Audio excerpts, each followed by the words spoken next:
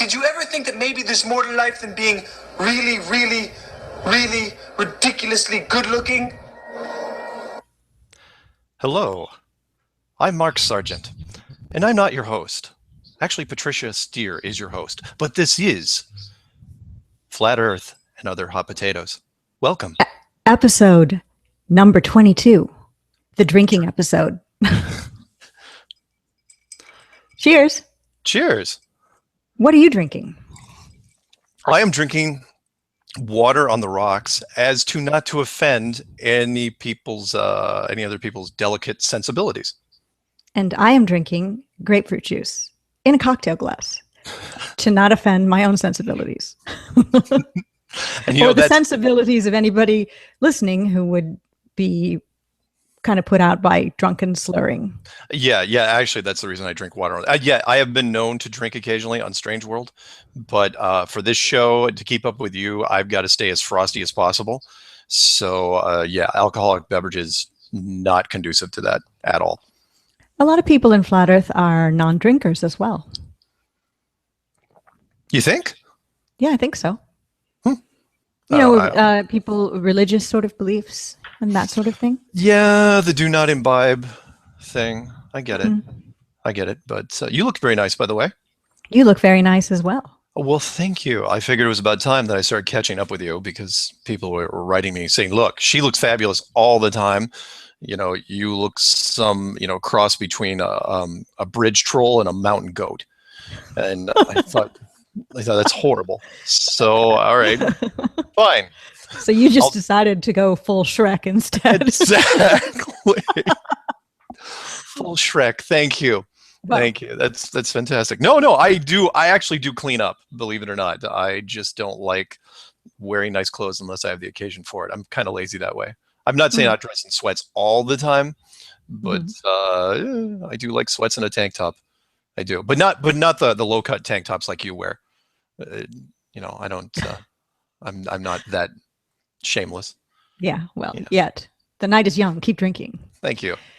Well, this show is Flat Earth and Other Hot Potatoes, although we've not really said anything about Flat Earth really yet, except as it relates to alcohol. So maybe we better just jump right in and talk about Flat Earth. Let's talk about Flat Earth. Q&A is enabled, and Q&A right. means you can ask any question you want, say anything you want. We will read it. I'll read it anyway. So I've got my glasses on. And we already have a comment from Event Skeptic who says, have a great show. That's always a nice way to start. Thank you, Event Skeptic. Yeah. That's a positive start. And Mental Pancakes, what a great name that is, says cheers. So, that's wonderful. I bet you he's actually drinking, though. Yeah, maybe. A lot of people say cheers, especially in the UK. They'll sign emails or letters with cheers. Right. Yeah, because cheers means thanks. Yeah. And fish and chips is actually fish and fries. Right. Advertisement is advertisement. Aluminum is aluminium. And windscreen is windshield. Bonnet is the front of the car. Lid is the trunk of the car. It is? I think. Lid. No, it's the boot. Boot. Sorry. Boot. Yes. Yeah. Herbs and herbs. Right. Oh, women's shoes that are flat, that don't have laces, are called pumps. But in the United States and other countries, pumps are high heels. Not that you'd know that, or maybe you would. I'm not admitting to anything. It's always good. But I'm always willing to learn. What was the other thing? Women aren't called chicks; they're called birds. Right. Yeah. There's a bunch more. That's all I would can imagine think of now. that just about everything originated there, and then we stole it in the United States and converted it to our needs, pretty much. D. Lee 38 says 33, Mark. 33 what? I don't know. Is there a 33 in frame? Is it two? Well, a minute ago it was 303 on your timer behind you. Now it's 304. So yeah, for people that are looking behind me, I'm not going to turn to point them. Yes, there are three little distractions. One is a little screen that shows some of the slides during Strange World. One is my glowy hypnotic mouse, and one is a little atomic clock. All right. Fair enough. If we say anything and those numbers change into weird things, please let us know. Yeah, that would be interesting. Because if some weird, strange stuff started appearing on the screen behind you. Yeah. Let me know if that happens too, please. We won't. We'll just let it ride. Let it ride. You see a lot of flesh tones behind me. I'm so sorry in advance. Has nothing to do with you. Somebody else was using your computer. Exactly. Right? Yeah. Nobody. Yeah. It wasn't. I was not on that machine. I didn't go to that website. Not at all. Insanity is sanity comes with a comment. He says, Mark, please clear this up now. As a matter of urgency, the clock behind you reads 3. We all know what that number represents. So please explain yourself. What? It's 3 o'clock. Oh, because it's 3 o'clock my time. Yeah. Look, it's 3. Every clock. 3:03. 33. What am I supposed to do? We start at 3 o'clock in Pacific time on Pacific time zone. Do not worry. It's just a clock. If the clock really bothers people, let me know. I will strike it from the set. Okay. Well, all right. Well, thank you, Insanity is sanity. That's my alarm clock. I don't actually use the cell phone to. You don't? No. I do. Why don't you? It's near you. Well, don't keep it too near you because it's supposed to be bad. Well, no, that's why I use the little earbuds. No, I don't. I don't take my cell phone with me anywhere because this is the first cell phone I've ever owned, which I just got a few months ago. Remember? That's right. Because when I had to come out to Seattle, they wouldn't let me take my phone number to a landline. I actually had to transfer it to a cell phone and physically take the cell phone with me. That's the only way it could happen. So I begrudgingly took my cell phone with me. So you're kind of like where I was back in the 90s when it comes to cell phone technology. Just beginning to learn how to use No, I picked it up pretty quick, and I've watched enough people. I know what it does. I'm just not going to spend a lot of internet time on a cell phone because I've got that big monitor behind me. That's the other point. It's like, look, if you have a monitor that big behind you, why in the world would you spend any internet time on anything else? It's like, well, what if you're at the grocery store? It's like, no, because I drive home and I touch this thing. So yeah, I'm just saying. That's true. I understand what you're saying. Sometimes I wish I didn't have my phone with me all the time because it's quite easy to text somebody or, and it does eat up a lot of your time. So, I do see your point. David Weiss just commented, but he didn't comment on Q&A, but his comment was a message to me that came up on my computer that said, how the heck do you get into Q&A? You can't find it. So since I've never gone on Q&A myself, this is my best explanation as to what I've been told. You have to sign into your Google Plus or Google account first. Then once you go to the video on YouTube, and then there's a little thing that says join the conversation, and you click it and you're in.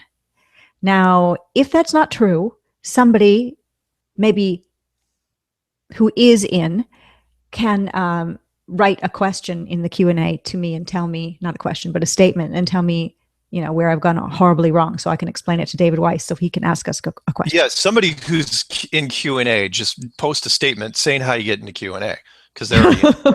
Exactly. Well, no, I mean, that's what you do in the gaming world. It's like, how do I get in there? And somebody who's already in there will tell you. Right. Sounds good. Well, let's see. There's a bunch of stuff to talk about. There's Q&A questions. There's different videos that have come out since we talked last week. Mm-hmm. Somebody did just comment. They said top button in Google Hang. Top button in Google Hangouts. Yeah.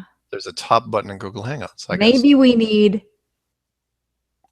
not that that's not a good explanation, but a super basic 101, flat earth clues style, simple for dummies explanation. By the way, Jonathan from Jersey recommended to me that, and I think I'm going to do it. He goes, wouldn't it be great if you actually made like a top 10, something different than the clues, like an all-in-one thing, because, you got that email I sent you from that, I think it was a woman that wanted to, because I've gotten people that want to homeschool their kids before and they want to know how to address it, but you can read that in a bit. He said, make a video where it starts from 10 to 1. It's like 10 ways that you can convince the average person, to show the average person how you got to the flat earth conclusion.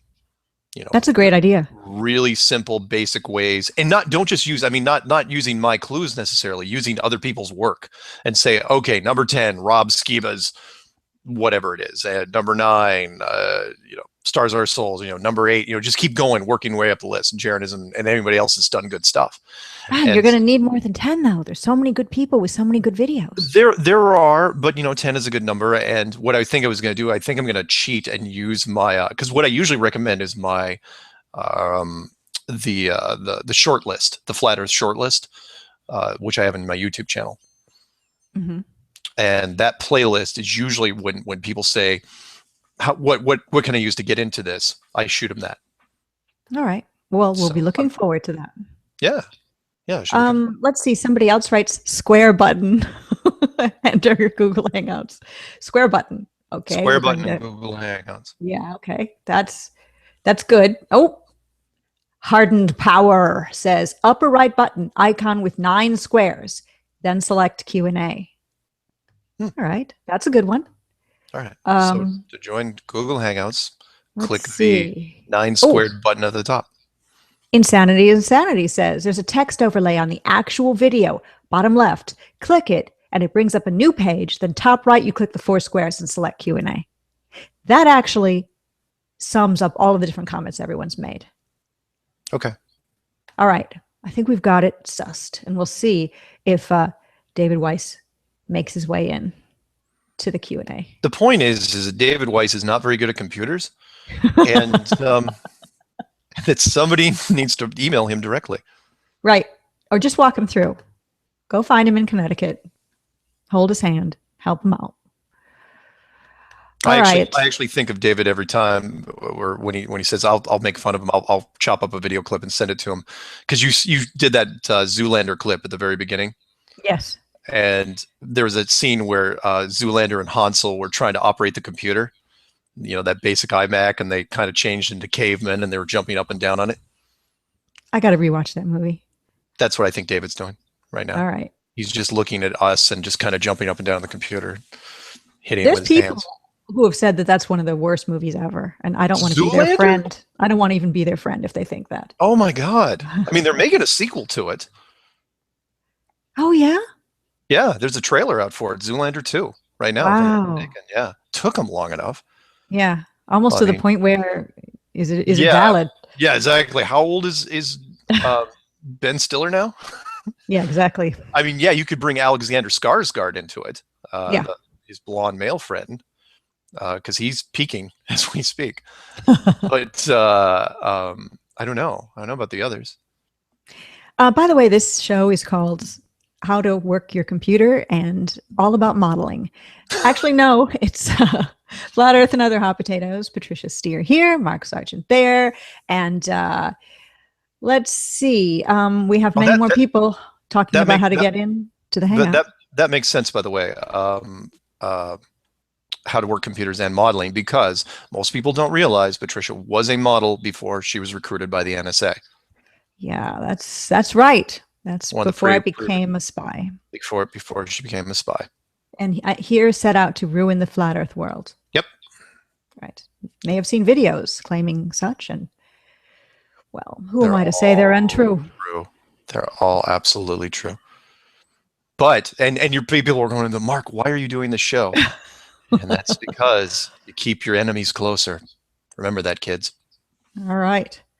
Cheers. All right. Oh yeah, I'll have a drink as well of my 1920s style cocktail. The thing is, I dressed up, and you still are crushing me with that 30s outfit. No, I think you win the style stakes this time around. Oh, I don't know.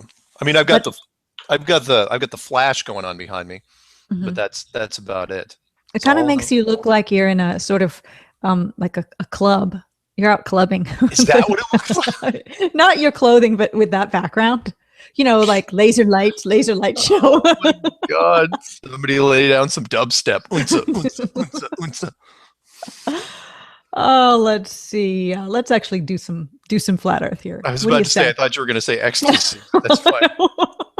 Really? That would. Yeah. Well. Anybody in the club got some Molly? I'm running low.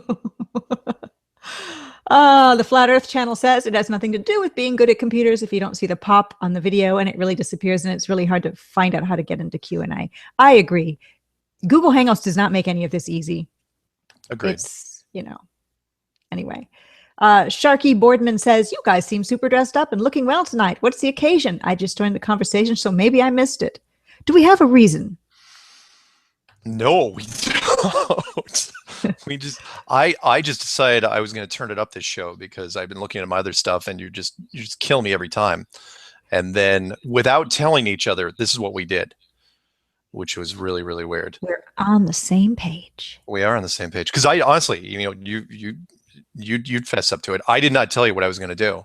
Nope. And so I even took it, a step further, did a different camera angle and, just tried to make it a little more, because your thing is so naturally cool. You got the Smiths in the background, you got the jukebox, you got the killer mic.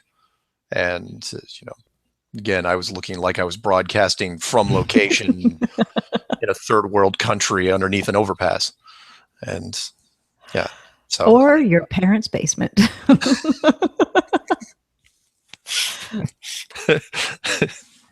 Yeah. Enoch Generation says, hi there. First time I join you live and it actually works. Yay. Yay. Right. That's great. Book of Enoch reference. Excellent.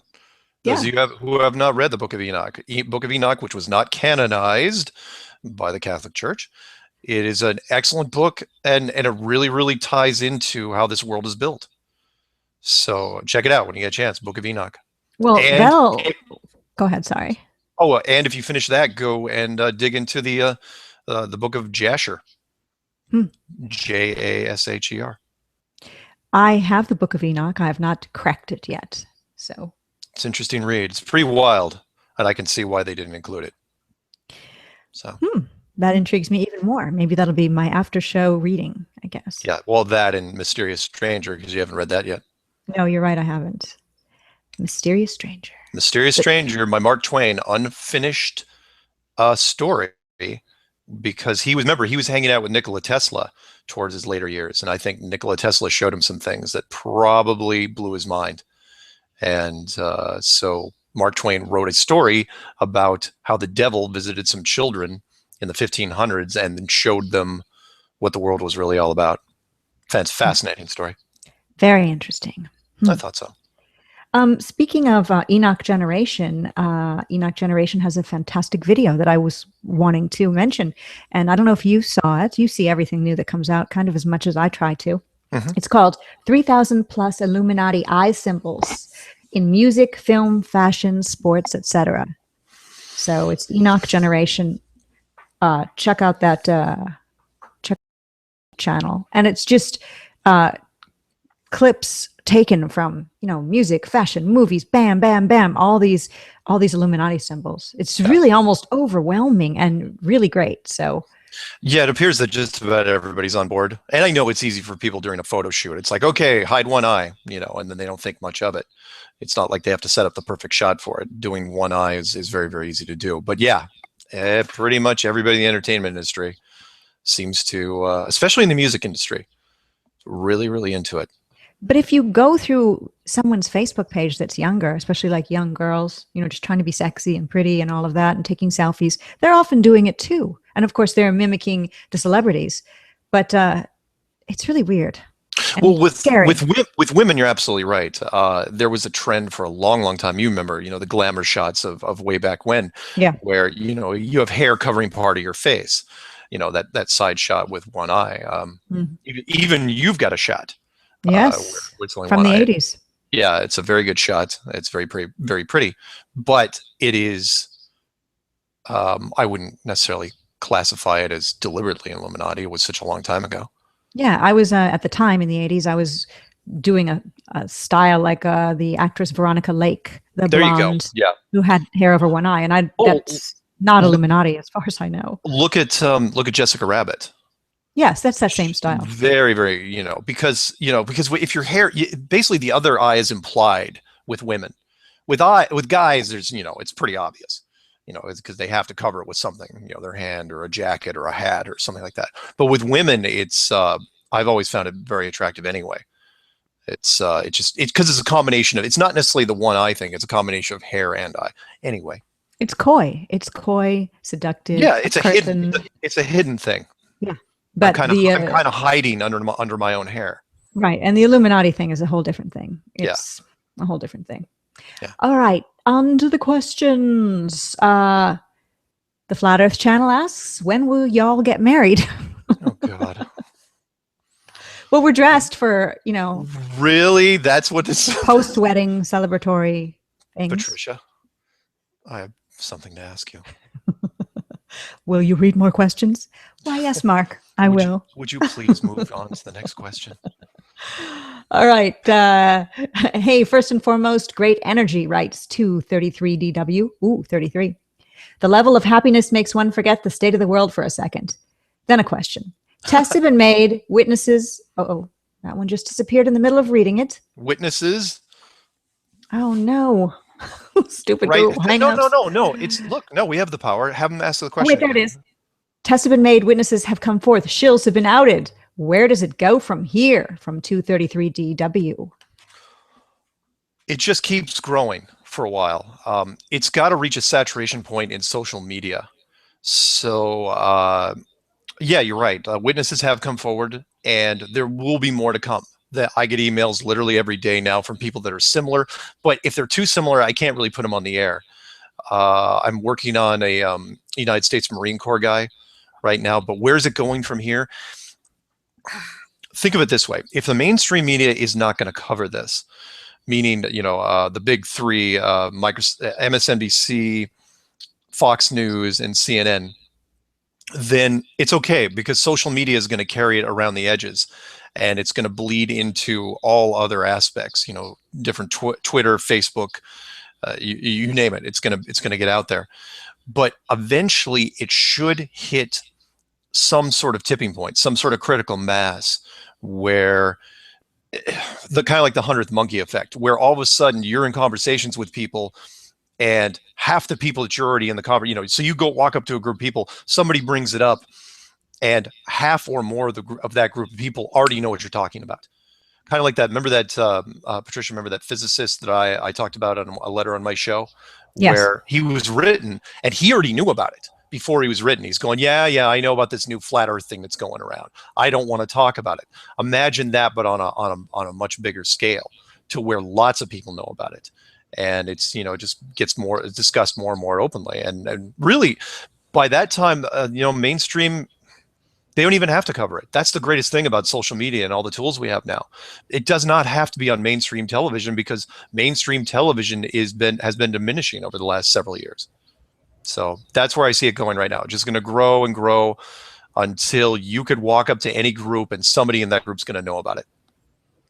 Let's hope. Let's hope. I've only met one person so far, and it was a person coming to fix my internet connection, and he knew about Flat Earth. So. Oh, that end, there should be some sort of debate between some major astrophysicists and some people, individuals or groups in the Flat Earth movement. That should be also a logical conclusion. Of course, if they try to go down that road, it's going to end badly, but you never know. They may try anyway. They haven't yet. Nobody's been invited to anything, and no physicist has decided to do a roundtable. But I think, again, because they're stuck. If you're in that sector, if you're in the science sector, how do you even start a roundtable like that? Yeah, you don't. You avoid it as much as possible, as long as possible, to keep a job. Yeah. We've got a statement question from Dreadhead Jam. Hi, Patricia and Mark. Another non-drinking British flat earther here. Thanks for the prepper guide PDF, Mark. That's nice. You are very welcome. And if somebody's saying prepper guide, how do you get one? Oh, yeah, perfect. Because I was just going to say that. If anyone wants a free prepper guide for anyone that's, even though my thoughts on the end of the world have been somewhat changed as of late, but I wrote a 100-page free prepper guide. I'm giving it to anybody. It's just in PDF format. It's only about 2 megs. It's really easy to download. Just email me at msargent23@comcast.net. You don't even have to say anything in the email. Just put prepper guide or want prepper guide or need prepper guide in the title, and I will send it to you. All right. Yeah. Deep inside the rabbit hole, which is David Weiss, made it into Q&A. Yay! Thanks, everyone, for helping him out. And it helps me out, too, because now I'm a little bit better able to explain it when people ask me how to get in. So anyway. Remember, when you're talking to David Weiss about anything technical, say it really slow and really loud. Oh, he's not going to like that. No, he's not. Anyway, here is his statement. Ask Mark what significance he puts on Stinky Cash's discovery of the flat Earth clock since in Back to the Future. Oh, I love since that's such a programming movie with all the 9/11 stuff. Yeah. So I'm glad somebody brought that up. Because I saw that, and that's brilliant. Because I was, I'm a child of the 80s. I know you're not, because you're way too young. But the Keep drinking. She gets younger with every sip.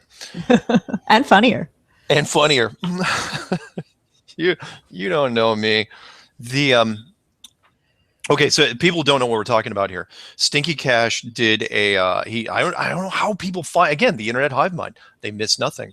And that was, he went to the Back to the Future movie, which, as you know, has been linked to several things. I mean, that movie's got some depth to it. Who knew? Because it was such a fluff piece in the 80s.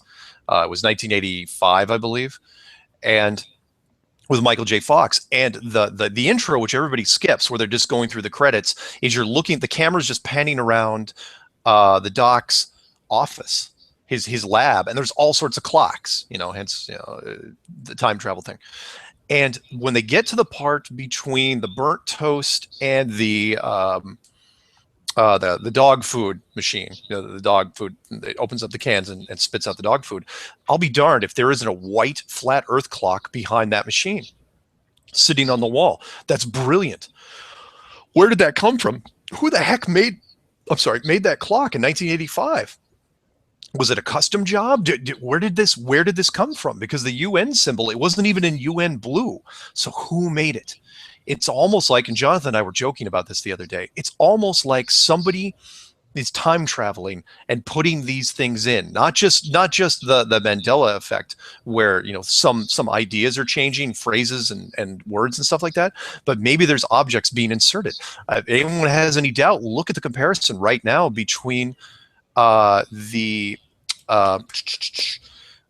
new movie, what was it, where they're walking across the Twin Towers on that tightrope. Yes. That was, it called The Edge, I think. The Walk, or the walk. Yes. The walk, and the last scene in Back to the Future, or the beginning of the second one, I should say, where Michael J. Fox is wearing the exact same outfit, the exact same red shirt and black leather jacket as, was it Gordon Levitt Hewitt? Gordon Levitt Hewitt? Yeah. And anyway, doesn't really matter. He's wearing the exact same thing. There are so many little things that are connecting. Those movies are 30 years apart. Yeah, same director, but there's no way you're going to think that director's tied in with it. I think there's something else going on. It's really, really cool. It's kind of like the Mandela effect, only much, much, much sneakier. Where the director's not deciding, I'm going to do this to play with flat earthers or to play with conspiracy theorists. There's something directing the director that he's unaware of to get wardrobe to put him in these clothes and to do this and that shot. Or maybe they're interfering with wardrobe directly and props directly, because 30 years between these two movies, and you're making these connections. That is a stretch, but it's happening. And again, a white flat Earth clock inserted into the beginning of Back to the Future in the opening credits. How does that happen? It's crazy. I think the name of the machine in Back to the Future that we're speaking of, that the camera pans over opening the dog food, is called a Rube Goldberg machine. I could be wrong. I think that's what it's called. But the flat Earth clock, what time is it set at? Is it set at the same time as all the other clocks? Anybody who knows, let me know. It was at like 2:52 or something like that, which didn't make any sense because it was obviously like a morning time. So it was it should have been like 8 o'clock or something like that in the morning, but it was set at like 2:50 in the morning, if I'm not mistaken. I took a look at it. That clock was set differently than the other clocks, or were they all set at different times? I think they were all a little bit different. Random. Okay. Yeah. Or maybe that one does mean something.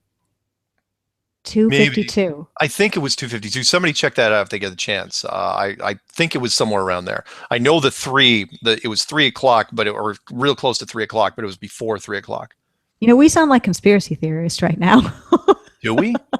Yeah, we do. Oh, I'm sorry. Pouring over this information. Well, we are. I'm sorry, but we are, and yet we are trying to be fabulous. Yes, trying, not succeeding. Oh, whatever. Giving it the college try. Uh-huh. Insanity is Sanity writes, oh, by the way, anybody can ask a question on Q&A. Just jump right on in.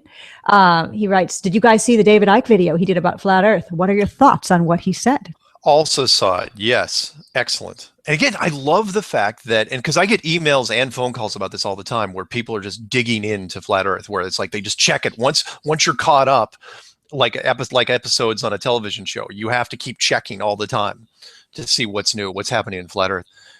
Yes, I did see David Icke's thing. Great. Yeah. I'm so glad. One, that he addressed it right off the bat. That's very significant. Two, he kind of got ethereal right in the beginning. It's like, well, what is it? He started getting, I thought he was getting very David Icke. Yeah, started floating around a little bit, but but it was great that he's opening up his mind to this. Again, how long did that take? To where not as long as what I try to tell people is you can't escape Flat Earth. Tell this to your friends if you want. It's like once it's inside your head, it's just going to rattle around like a marble in a paint can until you resolve it one way or the other. Either you decide to willfully deny it entirely and just shut it out of your head and say, look, I'm just not even going to think about it. Or you go the other way, and that is, okay, I'm going to think about it until I can't hold out anymore. And then it's just going to be that aha moment. And apparently that's what David's into now. Kent Hovind should be the next one. And then after that, Alex Jones. Maybe we'll see. I love for Alex to cover it eventually, because look, just about every other podcast in the conspiracy world has dealt with this. There's only, in fact, I will count Joe Rogan and say that, because you saw that thing that Joe Rogan did, where he mentioned it literally on a third show, and that is, if Joe has addressed it, sort of glancing blows at it for 3 different shows now, but he won't dedicate a show to it yet. And I got a funny feeling that when or if he does, he's going to go down the path of, all right, I don't want you on my show, but we got to talk about it. I don't believe it, but all my fans won't leave me alone until I address it. Therefore, I'm going to give you 30 minutes, and I'm going to hate you the entire time. He's going to stage it like that, which is fine. I totally understand. But Alex Jones, yeah, he should finally address it, because it's not going away. It's just getting bigger and bigger, and until the producers of these shows finally feel comfortable enough to deal with it. By the way, the name of the video that Ike put out is the Earth flat? Is it square? Is the sky blue or pink? It's the David Icke videocast. Yeah. And by the way, look behind you. Look at the clock. Talk while you look, so the camera flips to you. 3:33. Shell. You're a shell. Am I a shell? Yeah. Or are we in league together? We are. We are in league. We're the Justice League. Now you're pandering. You're pandering because of the Justice League shot right behind me. Yep. Nice. I'm just trying to win you over. Oh, yeah, because you had to do a whole lot of work for that. Yeah. Next thing you know, I'll just be speaking about World of Warcraft as if I knew anything at all about it. I'll be wearing like a World of Warcraft t-shirt. If you do that, I will not talk to you if you actually do that. Don't worry, it's never going to happen. I'll send you a no, because it's not fashionable. Well, also because I don't know anything about it. It would be really false, but it would actually also be funny. Have you ever even played a video game in your life?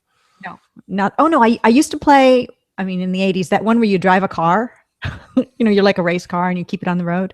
Any gamers that are listening to this show right now, feel free to just abuse her for that statement. Well, that is such a chick thing to say. Oh my God. One time, was this that game where it was like you're driving a car? I know what it is, but that's the thing I played. No, it wasn't the jumping game. I didn't like that. I like the one where you drove a car on a racetrack. I found that to be fun. Mario Kart? No, it wasn't that. It was just, I don't think it had a name. It wasn't. All right. Let's go. Yeah. Let's spend a minute or two on this. Did your family own an Atari, an Intellivision, a ColecoVision? We had an Atari with Pong. Was that where you saw the car? Bunk, bunk. No, this was in an arcade, in a pizza place. Oh, okay. So you actually played a stand-up car game. A stand-up car game where you had a steering wheel. And to me, it was fun because it was realistic. It was like driving a car. If it was the 80s, it could have been Road Blasters. Did you have a gun on your car? No, maybe. I don't know. Was it a top-down or a front view? Did you like driving the car? Did you like driving the car because it was a fashionable, stylish car? Is that the only reason you drove it? And you drove it really slow and just waved at people? No, I drove really fast and you'd go off-road and smash up and everything. It was fun. It was fun. Well, Anyway. you have to think about that. I'll have to send you some links and see if anyone knows exactly what car game that Patricia is talking about. Please send abusive emails to mssteere@yahoo.com. That's it. But I did say this before, and I'll mention it again. World of Warcraft. I only have one bit of experience with it, aside from knowing that you play it. Wait. What? Say World of Warcraft really slow into the microphone. Why? Well, because I'm sure there's some World of Warcraft guys out there listening. Of Warcraft, craft. There's an echo there. That'll do. That'll be fine. Yeah, that'll be fine. That'll do. There's going to be guys going to sleep with smiles on their faces. But I've never played it, and I live in a building in which we get mail and boxes come to a apartment manager's place, and you get a notification that you've got a package. So you go down and get your packages, and I order stuff on Amazon, and I just grabbed my packages, went upstairs, slit the boxes open, and looked at what I'd purchased, books, and there was this one box bigger than normal, and I went, what could this be? And I opened it up, and it was World of Warcraft. Then I realized that I had been given the wrong package. It was some guy's World of Warcraft he was probably excitedly awaiting, and here I had it in my apartment. So I had World of Warcraft in my possession for about 40 seconds. Wow. Am I cool now? You were that close to greatness. And no, you are not cool. You are a plane trip, 2 bus rides, and a cab away from cool. No, that's not true. I was just waiting to use that one. Yeah, it was good. I liked it. No, you're fabulous. And obviously, look at her. My God. She's wearing... Is that actual sequins? Where are those sparkles made out of? I don't know. Metal, I think. Metal. It's a metal dress? Kind of, yes. Metallic. Weird. Yeah. Neat. Well.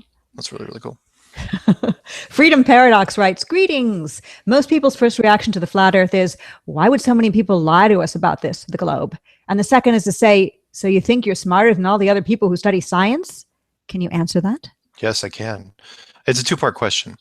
But we'll do the second part first, the first part second, which is the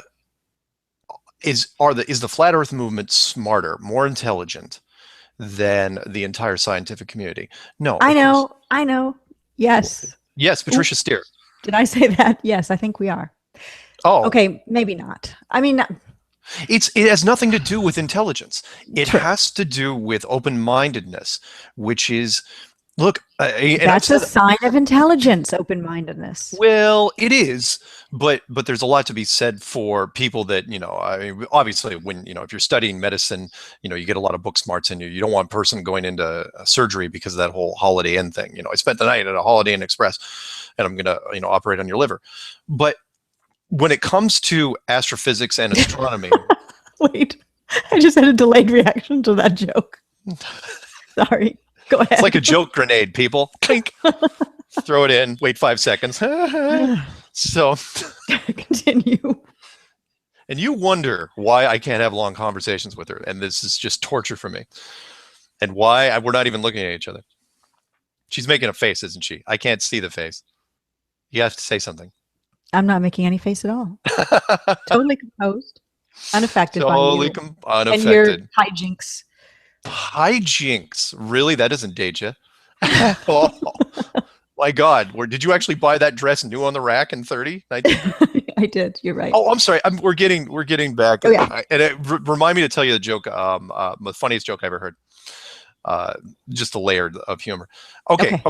So here's the problem with, are we more intelligent than the astrophysicists? No, of course not. But the astrophysicists' work is based on flawed foundations. Stephen Hawking, Neil deGrasse Tyson, Albert Einstein, take your, Bill Nye, throw him in there too. Very, very intelligent men. but all their work, all their degrees, all the letters next to the names are based off of flawed beginnings, meaning the textbooks that they read that were based off of textbooks a generation earlier and a generation earlier going back 500 years. If the initial premise was wrong, then yeah, fine, they're really, really smart guys, but the theory was based off a bad foundation. So it's not that we're more intelligent than they are. Their work was just in error. It was wrong. So what, I can't pick on the guys. I mean, yes, they're very, very smart. If we had some sort of math contest where they, we pulled up some sheets and started, doing the SAT versions of math, but on a much, much higher level, they would crush me, and a lot of other people too. That's their specialty. But there's everything regarding astronomy, the solar system, quantum physics, quantum mechanics. Oh Lord, radiation. Everything along those lines is wrong, and even the major physical sciences are going to have to be revisited, like geology, hydrology, archaeology, geography. Did I say geography? No, I said geology. So all those will have to be retooled for the different model. So yes, everybody in that field, anyone that's a PhD in a physical science, is going to be in real, real trouble. Are we smarter than them? No, we're not smarter than them. They have they spent the time on their book smarts, but a lot of these guys are going to have to throw all that stuff right away. I mean, they're literally going to have to go to the shelf and just start pitching books and put it into recycling. So the second part to that was, what was the first part of that question? I already just went past and deleted the question. Shoot. It was, crap.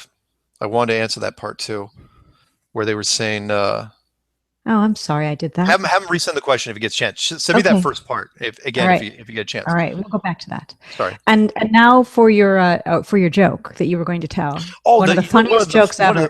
It's not one of the funniest jokes. It was just a layer of humor I had not seen, and people don't understand that some of your best humor comes from the writers in Hollywood, of course.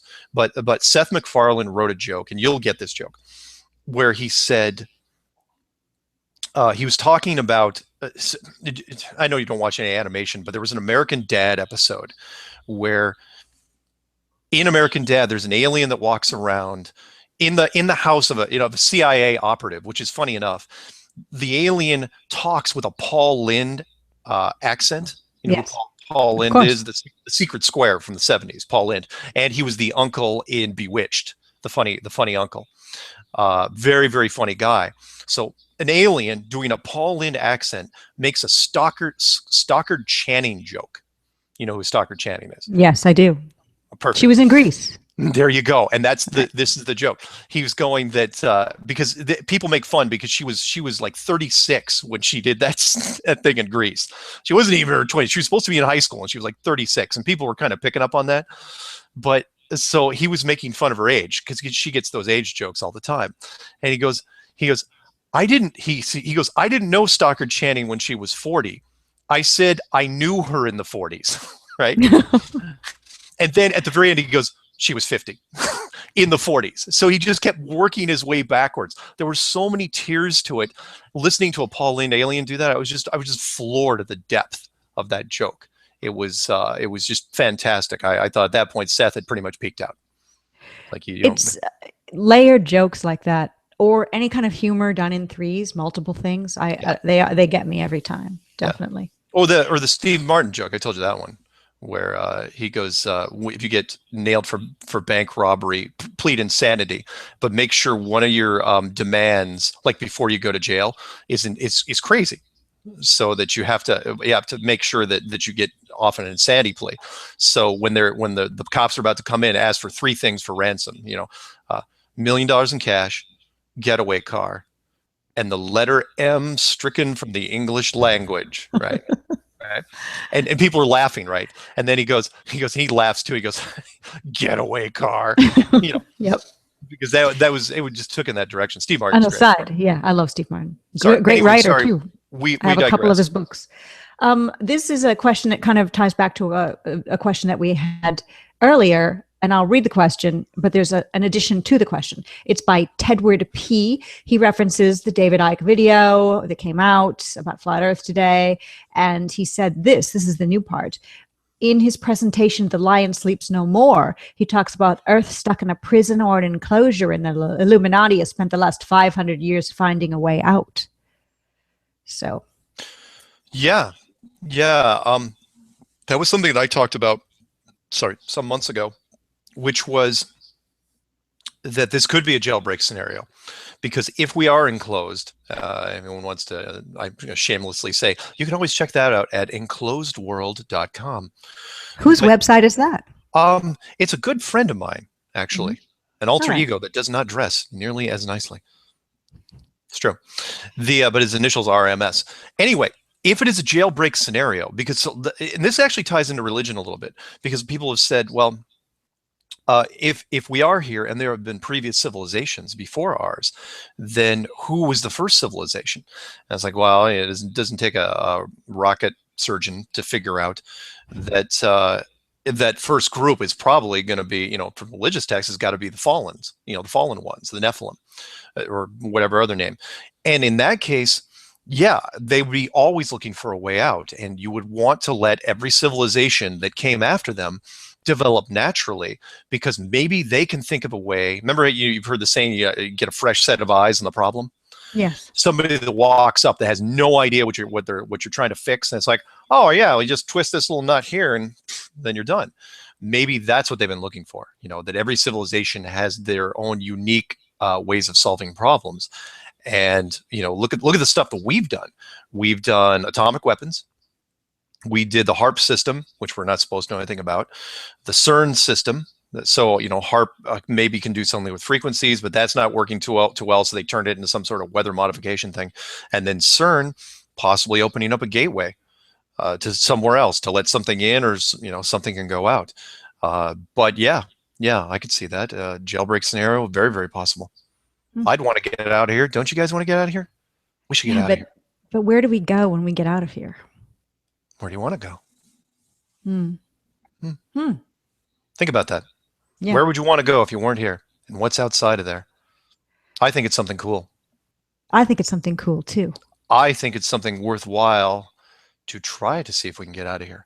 Either that, or we can try to fix up what the place we're already in. Is it salvageable? Maybe. It's beautiful. Except for the horror, decay, torture, and murder, and fire. Oh, yeah. Yeah, there's that. War is never a good thing. Anyway, it's Flat Earth and Other Hot Potatoes. Yeah. I'm Patricia Steere, Mark Sargent, and this is the drinking episode. We have our cocktails. They're faux cocktails. They're mocktails. They're mocktails. Grapefruit juice, water. Cheers, Flat Earthers. Cheers. One of these days, we're going to have to do this for real and see if we can make it through an entire show. That would be a good New Year's show. You want to do it? Yeah. Okay. You're actually going to do it? You're not going to fake it, right? I won't fake it. I'll pour it right from an unopened bottle. I won't fake it if you won't fake it. Really? Unopened bottle? I never fake it. Really? On camera.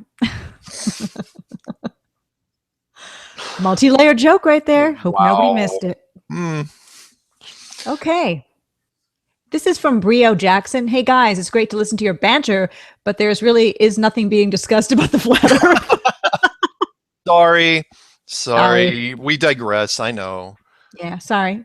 That's what we're doing. We'll try to stay on topic. We'll try. Look, there's a lot of content out there. Why are you watching us? Exactly. Dig up some videos and watch us later. Yeah. Flat Earth Channel says it was that most people first reaction to flat Earth is, why would everyone lie to us about the globe? Oh, that's the question. I see now. I'm like, why is it written so weirdly? Okay, yeah. That's the part we missed earlier that I had deleted. Most people's first reaction to flat Earth is, why would everyone lie to us about the globe? Okay. Yeah, you're right. I didn't remember even a shred of that one. But yeah, it's very, very true. Well, no, I've answered it before, which is, why would they lie to us? It's like, okay, there are a slew of reasons why would they? Okay, first you got to get into, why would they lie to us about anything? History is, there's two ways of looking at it. Two different. Everyone knows that history is written by the winners, but actually Napoleon's version was better, which was, history is just lies agreed upon, by the power elite. So the power elite sit down and they just figure out how to lie to you about what has happened throughout history. If you have any doubt about that, look at And we'll just isolate America. Look at every war that has happened in America since it's been formed, and how we have lied about it. The Revolutionary War, was that about the British and the United States? You know, that territory? No, it was a war between the British and the French.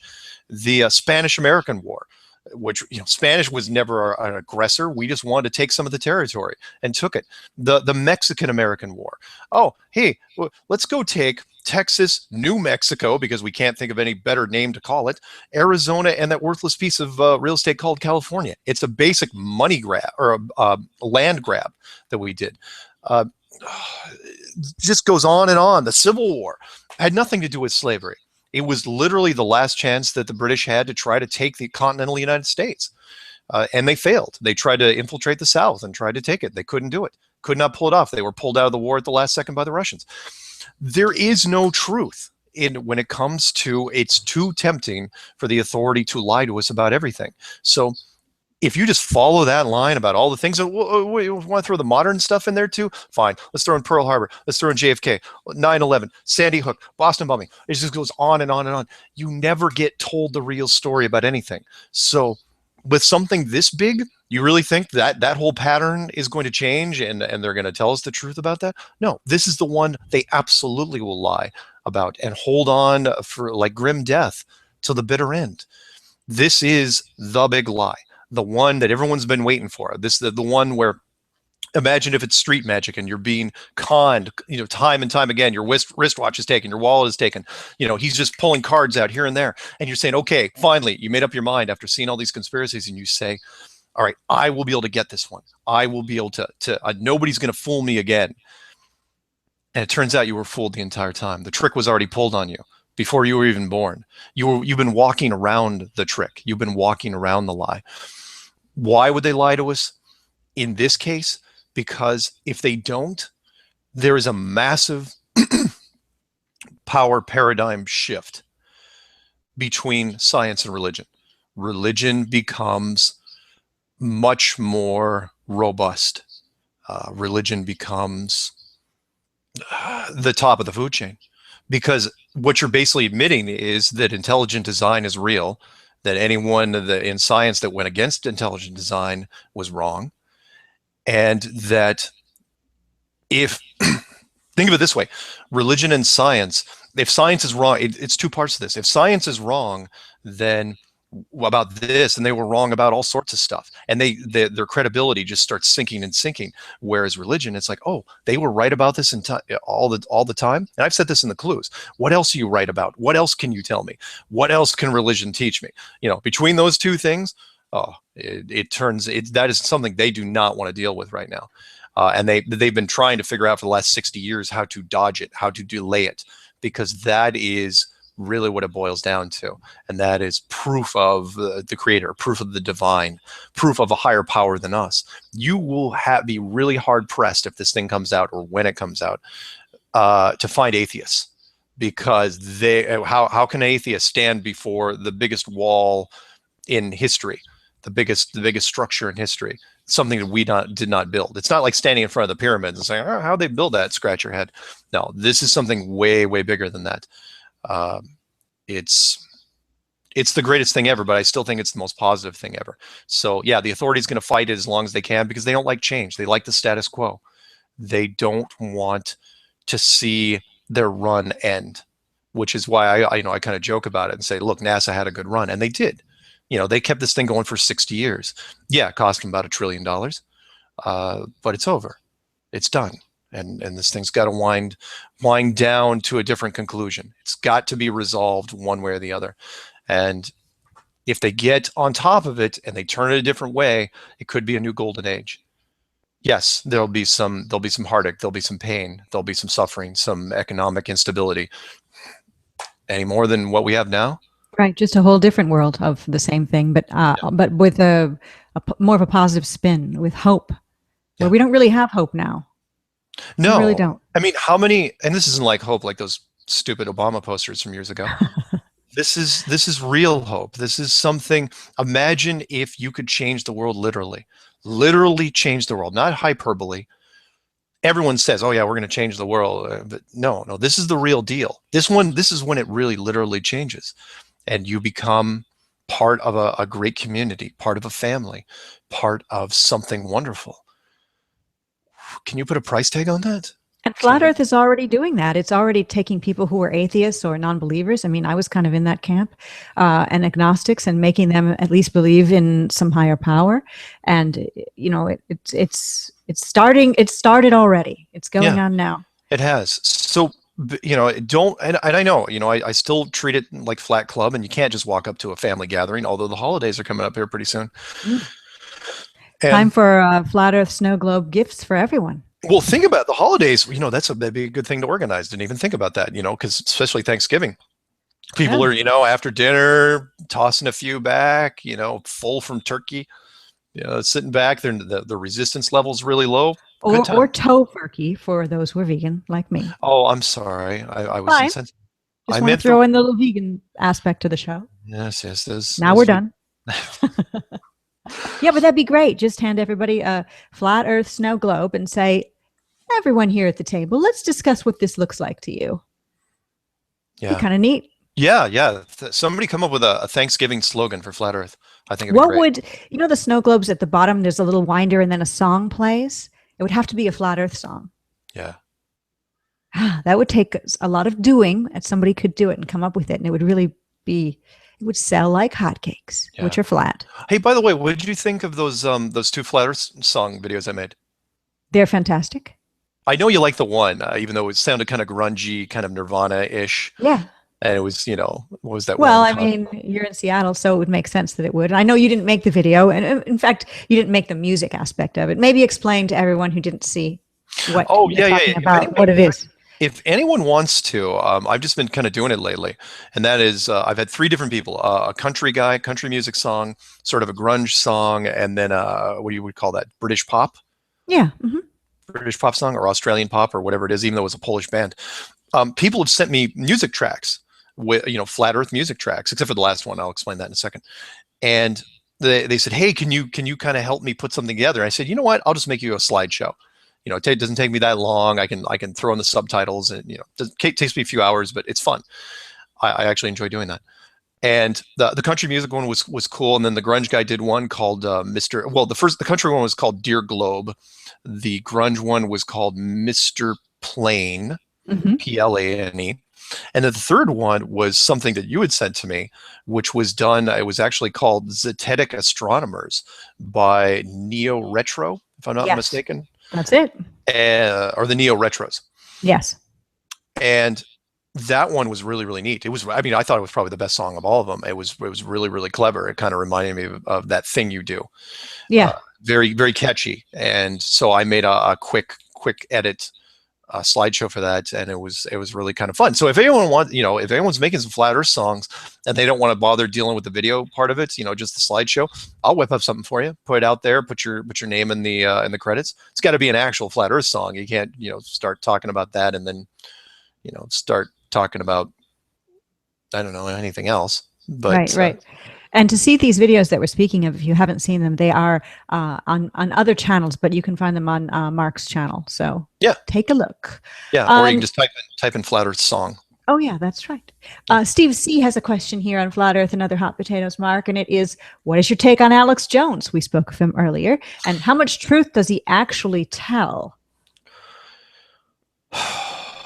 Alex is kind of a tough one, because when you get up that far, of course, there's a higher probability that you're going to be influenced by outside forces, and by that I mean the authority, because Alex has got a broad enough audience that someone at the very least was going to approach him. Now, I'm not going to accuse him of actually taking the money or taking the influence or taking whatever they offer, but here's the thing. Alex Jones, because people have asked me, it's like, if Alex Jones invites you to do the show, will you do it? Because if you do it, you know you're going to catch more shill labels, especially if he takes a picture with you and you're smiling, shaking hands, and that whole thing. I was like, yeah, that is true, but the amount of exposure to this topic is more important than what happens to my reputation. So I will do, and I've said this before, I will do anybody's show as long as it furthers the cause. To date, and I can officially say this on record, no one has actually put a script in front of me and said that you should cover this and this and this. They have never done that. The closest ever was George Norrie, and that was on air when he made a disclaimer on air, not off air, which he could have done, and said that, look, just officially, just so you know, I believe in the Apollo program, and I believe that we landed on the moon. No, I thought that was strange because no conspiracy guy should believe in that we landed on the moon at this point. I mean, that's just shot to hell. But he had his reasons for it, and he towed the line. Same thing with Joe Rogan. He now says that we landed on the moon, right? With the same vocal intonations that he claimed that we didn't. Yeah, it's uncanny. Yeah, yeah. So all right. Well, Lamb Shadius comments to the comment that the question that we just had says Alex Jones 25% truth, 5% disinfo / diversion, and 70% commercials. Funny and probably true. Well, he's got to pay the bills. That's right. And honestly, when you get that much of an audience, there's a lot of people are going to come to you with stuff, and he is what he is. He's his own creation at this point. I hope he gets on with the program, because it'd be nice to have somebody. Now, if he wants to twist it into another direction, he'll probably run into some resistance, but same time, he's got the numbers. Anybody who in the Flat Earth community goes on a mainstream program, radio, TV, podcast, I say thumbs up, as long as you're talking about Flat Earth and talking the same as you would when you weren't on a mainstream program. Now, if you go on a mainstream program and you completely disavow any knowledge of Flat Earth, well, then you get the shill label immediately. But if you just are invited, luckily, to speak on mainstream media or in a newspaper or a magazine or something, why wouldn't you take it? Look what the Morgile did. I mean, he stepped up and went on Art Bell's show. Does that make him a shill? No, it makes him brave and courageous and exposed Flat Earth to people who may not have heard of it before. And that's what it's all about. If we want this to go mainstream, we want people who go on mainstream programs. Saying that, you always have to be small is kind of like saying, with your favorite band, think back in high school, your favorite band, they have one album, no one really knows about them, and you're kind of cool because you know about them. But the minute they have an album that goes platinum, they're sellouts now. Well, not really. They're just successful. So yeah, it's true. There's a bit of hypocrisy there, and that is, in the conspiracy world, everybody wants the speakers, anyone that's well versed in the topic, they want them to stay garage bands, and because you're legit as long as you're a garage band. I mean, really, the comparisons to the music industry, like what you're saying, are pretty eerie, because that's what it falls into. The second they take that big paycheck and do something, it's not like they don't even have to sell out to car commercials and cleaner and Windex and crap like that. They once they reach a certain stage, it's like, they sold out. It's not about the music anymore.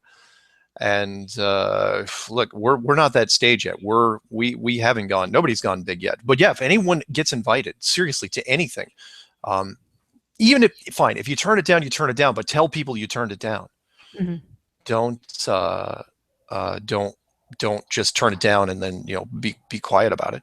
Yeah, if somebody contacted you and was like, David Icke's people here, we'd like you to go and do a video with David Icke. You're not going to say, no, I'm not going to do that. No. That would be insane.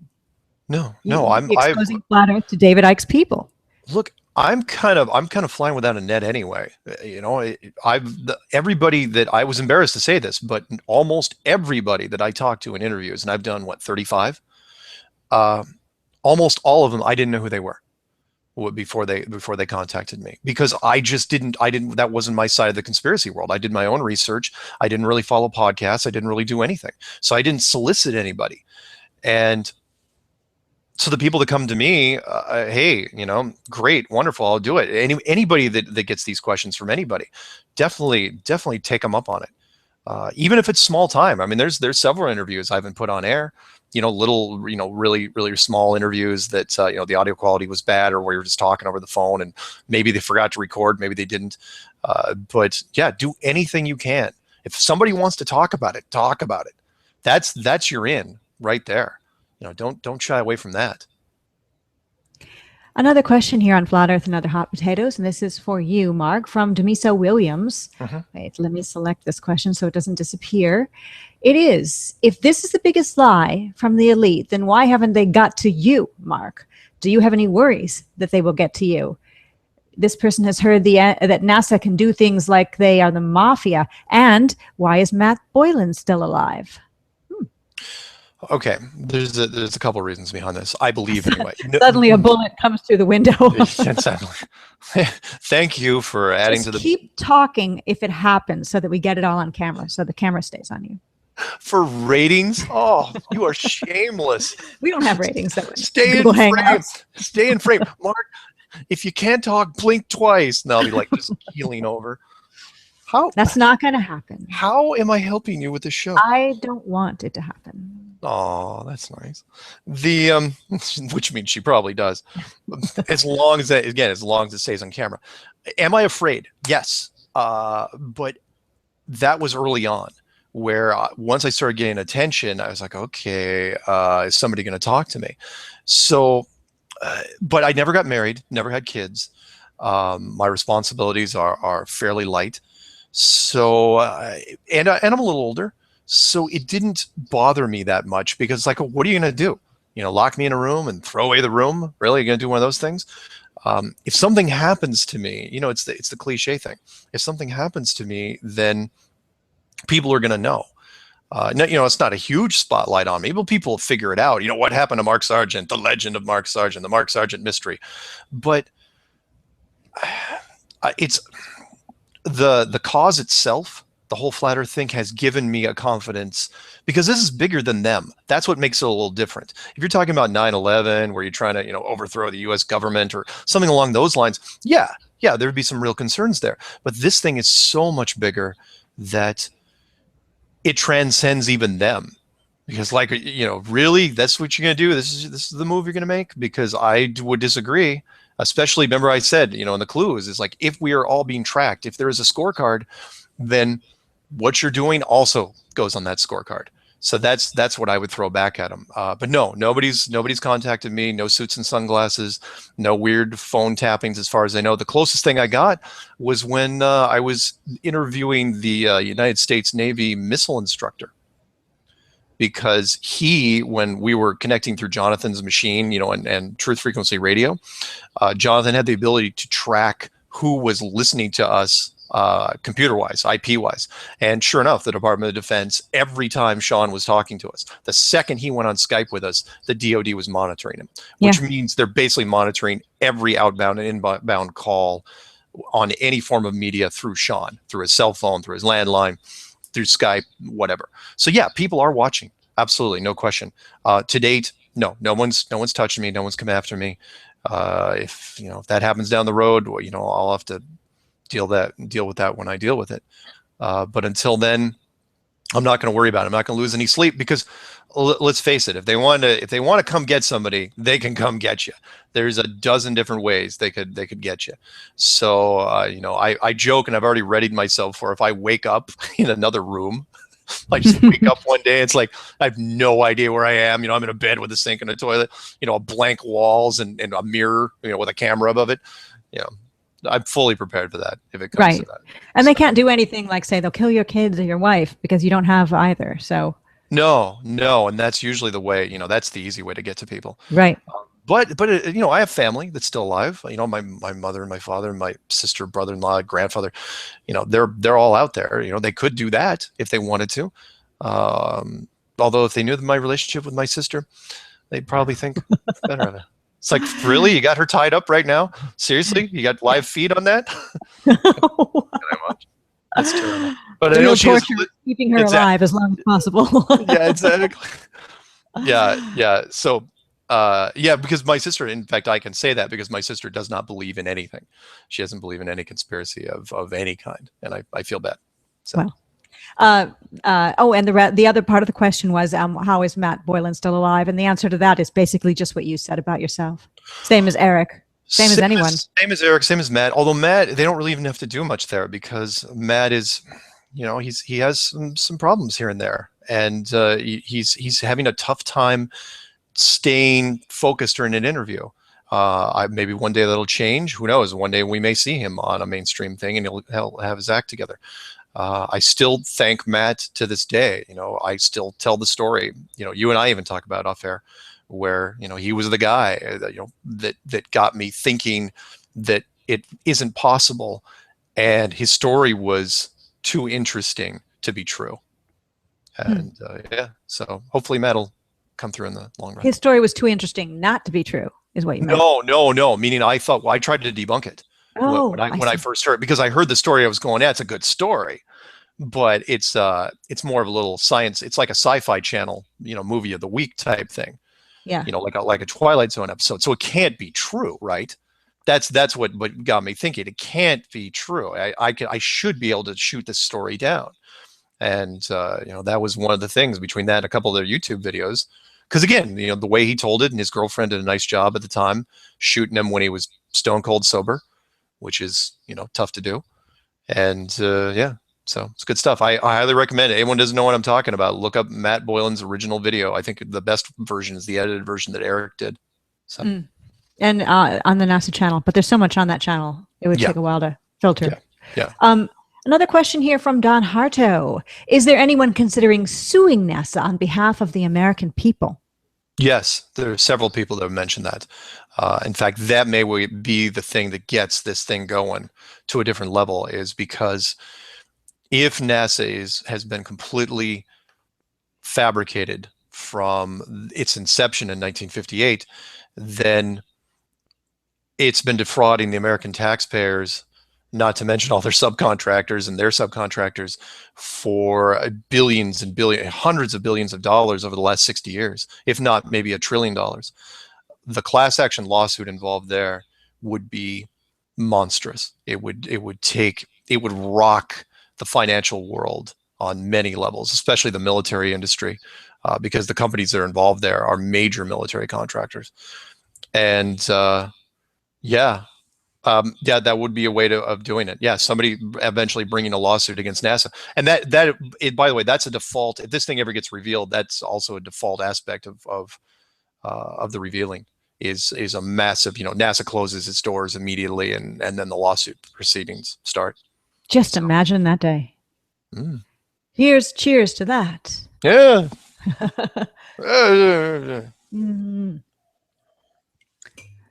Question from the Flat Earth channel. Matt Boylan seems to be attacking Eric Dubay quite viciously. What's up with all that? Is there really such a big prize for the media's crowned king of Flat Earth?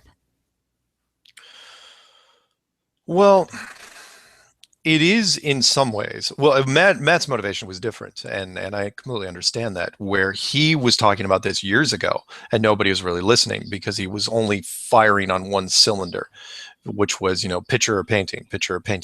Yeah, it's a good comparison, but it doesn't grab a whole bunch of different people. You got to be able to visually, that's got to be part of your thought process. You've got to be really visually oriented. So it seemed like he was a little worried that, well, if this thing does go mainstream, and Matt's instincts, I do trust some of them, the media's got to talk to one of three people. It's either, which was Eric, who's done interviews, I've done interviews, and Matt. And Matt decided he was going to, he had ammunition against Eric, and I didn't think it was even real until, I started looking into it. I was like, oh man, because I completely disagree with Eric's worldviews on that. And I don't think it has anything to benefit Flat Earth, and I think you should take that part down. But yeah, Matt didn't want anybody else on camera for this. He doesn't want the mainstream but it's silly because it's like, look, somebody's got to do it. And if he wants to, it's hypocritical on his side. And this is me not saying anything bad about Matt, but because I've said this in other interviews, which is, if you want to be the leader of Flat Earth, then you got to be the leader of Flat Earth. You can't shy away from interviews and not answer phone calls and emails. And I'm not kidding you when I said this, the first 6 or 7 interviews that I did, those were people that didn't want to interview me. They wanted to interview Matt. And Matt wouldn't return their calls, and they kept bugging me. It's like, how do I get a hold of him? And Matt's telling me, yeah, I just don't want to deal with it. And so I did.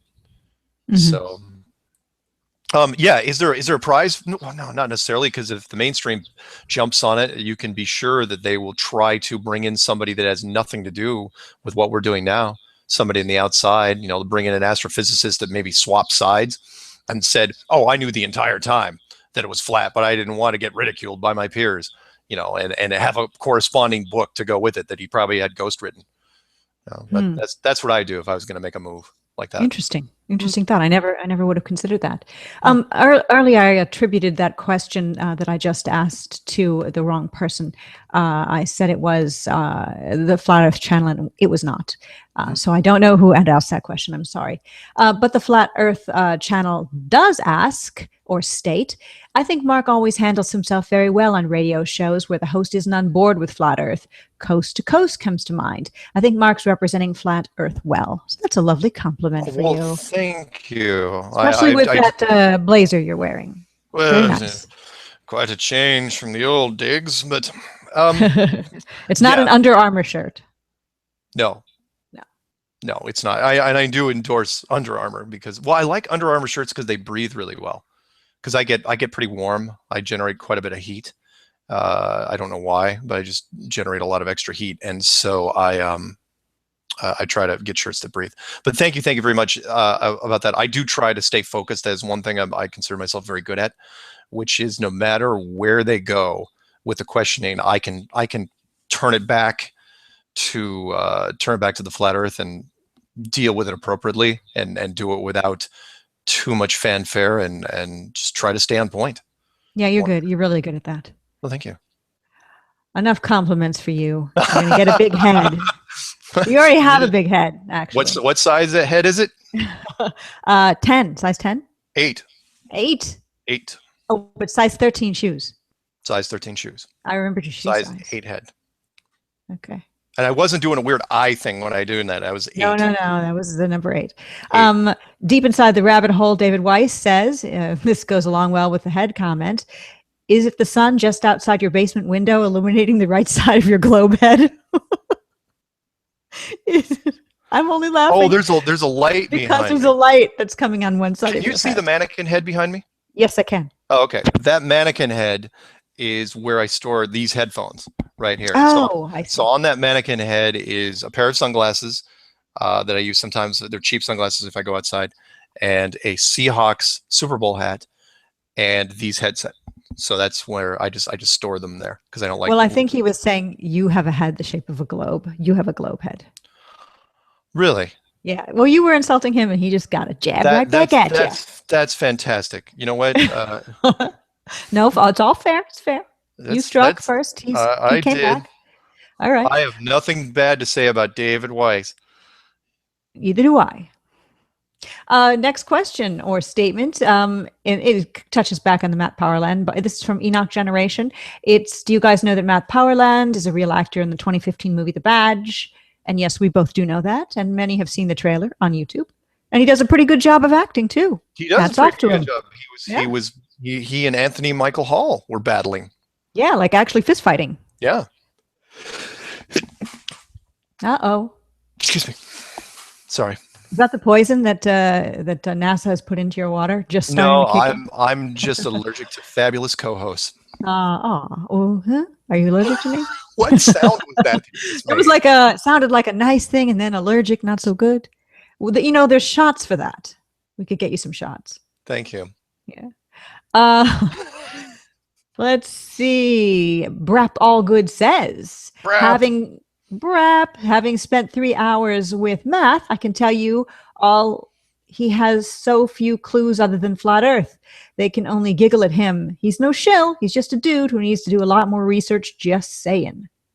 Yeah, Brap, who is tied to, he's the one that kind of sounds checks the stuff at Truth Frequency Radio sometimes for Strange World. He tells me if there's something wrong going on. Brap went to that barbecue. With Jaron. In California with Jaron, if I'm not mistaken. And Jaron said pretty much the same thing. He said, yeah, Matt is not a shill. He is just a guy that needs a little TLC. You're not a shill, and I don't think Matt's a shill. So if there's any women out there that want to take care of an artist, that seems to be going through a rough patch, contact Matt. He's got enough hot chicks that he paints. I don't think he needs to do any advertising. Well, no, I think he needs a different sort of woman, though. Morals, values. Well, yes. I mean, not that being painted naked implies any lack of morals or values. That's unfair for me to say. Who knows? Yeah, but it's art. It is art. It's a human body. It's beautiful. Yes, but it is. What we're saying is maybe like that might imply a party girl, and maybe he needs less of a party girl. I think he someone that could sit him down and kind of help him through and say, dude, you're awesome, wise up, start doing interviews, speaking coherently. But I do love his there's no ball in the ball song that he recorded. He's got his rank there big time. I thought he did a really, really nice job with that, and he edited it well. But why would he do that 16-minute one before that, where he was just? I mean, it didn't sound like you were hitting a baby with a cat, but it wasn't. Lord knows it wasn't good. All right. But then he follows it with that good video, and you and I said the same thing. We talked to each other. It's like, you know what? Don't hate it. Yeah.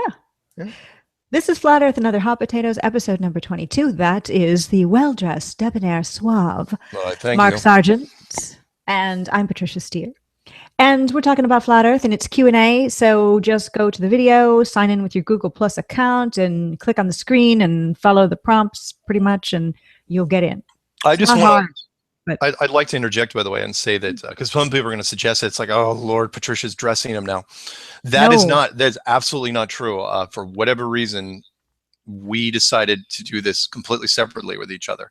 Now, she may have been tipped off because I said I was going to do something special for the show, but I didn't tell her anything other than that. And what I meant was I was doing something different with the background, and I was going to wear something different. And I knew you were going to switch the camera. I knew that. And the last time you switched the camera was at my suggestion, I think. Yes, it was. Yeah. So I thought it would be something even better than before. So you do look nice, but you look fine in the Under Armour too. It's totally cool. Well, thank you. You're welcome. Geo Shifter says, when is someone going to launch a weather balloon at night to see if we can see the sun? It's illegal in my country, and then adds nice show.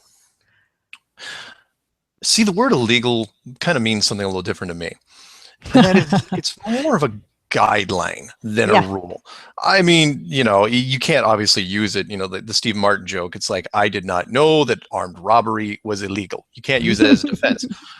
But when it comes to weather balloons, you can feign ignorance. Who knows the rules about weather balloons at night? Nobody. In fact, most people don't even know the fact that you're not even supposed to shoot green lasers up at night. Because of the planes, and they said, oh yeah, terrorists or people were blinding pilots. They're standing offside of runways and hitting them. That's never happened. What, hitting pilots with a beam? I don't think so. No, you can't on the runway. Because remember, has it ever really happened? Has a pilot been blinded by somebody shooting a laser, like doing a flat Earth test? The answer to that's no. No, not a flat Earth test. But anyway, get back to the point.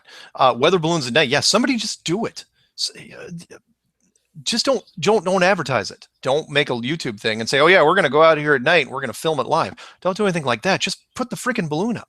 Yeah, film it, and then later when you're done and the coast is clear and everything's great, then put it up. And then feign ignorance. Who's going after you? The Parks Department? The feds? What law is this exactly? Whose jurisdiction is it? I can guarantee you that 99.99% of the population do not know anything about this. So yeah, put it up there. Have fun with it. Whoever does it first is probably going to get some recognition. That's for sure. Could be the one that breaks it open. Yeah, exactly. I think I encourage it. Break laws. It's a gold rush, people. It is a gold rush out there. Everyone's looking for it. There are people sniffing around that know there's money involved. And by that, I mean media. It's just a question of who's going to stumble upon the thing that appeals to a large chunk of the population that people can fully grasp and say, once they see it, they're going, oh yeah, hey, that round earth thing, that doesn't make sense anymore. Find it. It's probably you listening right now. Yes, exactly. This is a fantastic, fantastic statement from 233DW. And I was thinking this the entire time that you and I have been talking. And I just forgot to say it because we've been reading the Q&A questions. 233DW says, it just hit me. Mark is a faster speaking Bill Murray. Oh, God. I love Bill Murray. Don't say, oh God, he's great. No.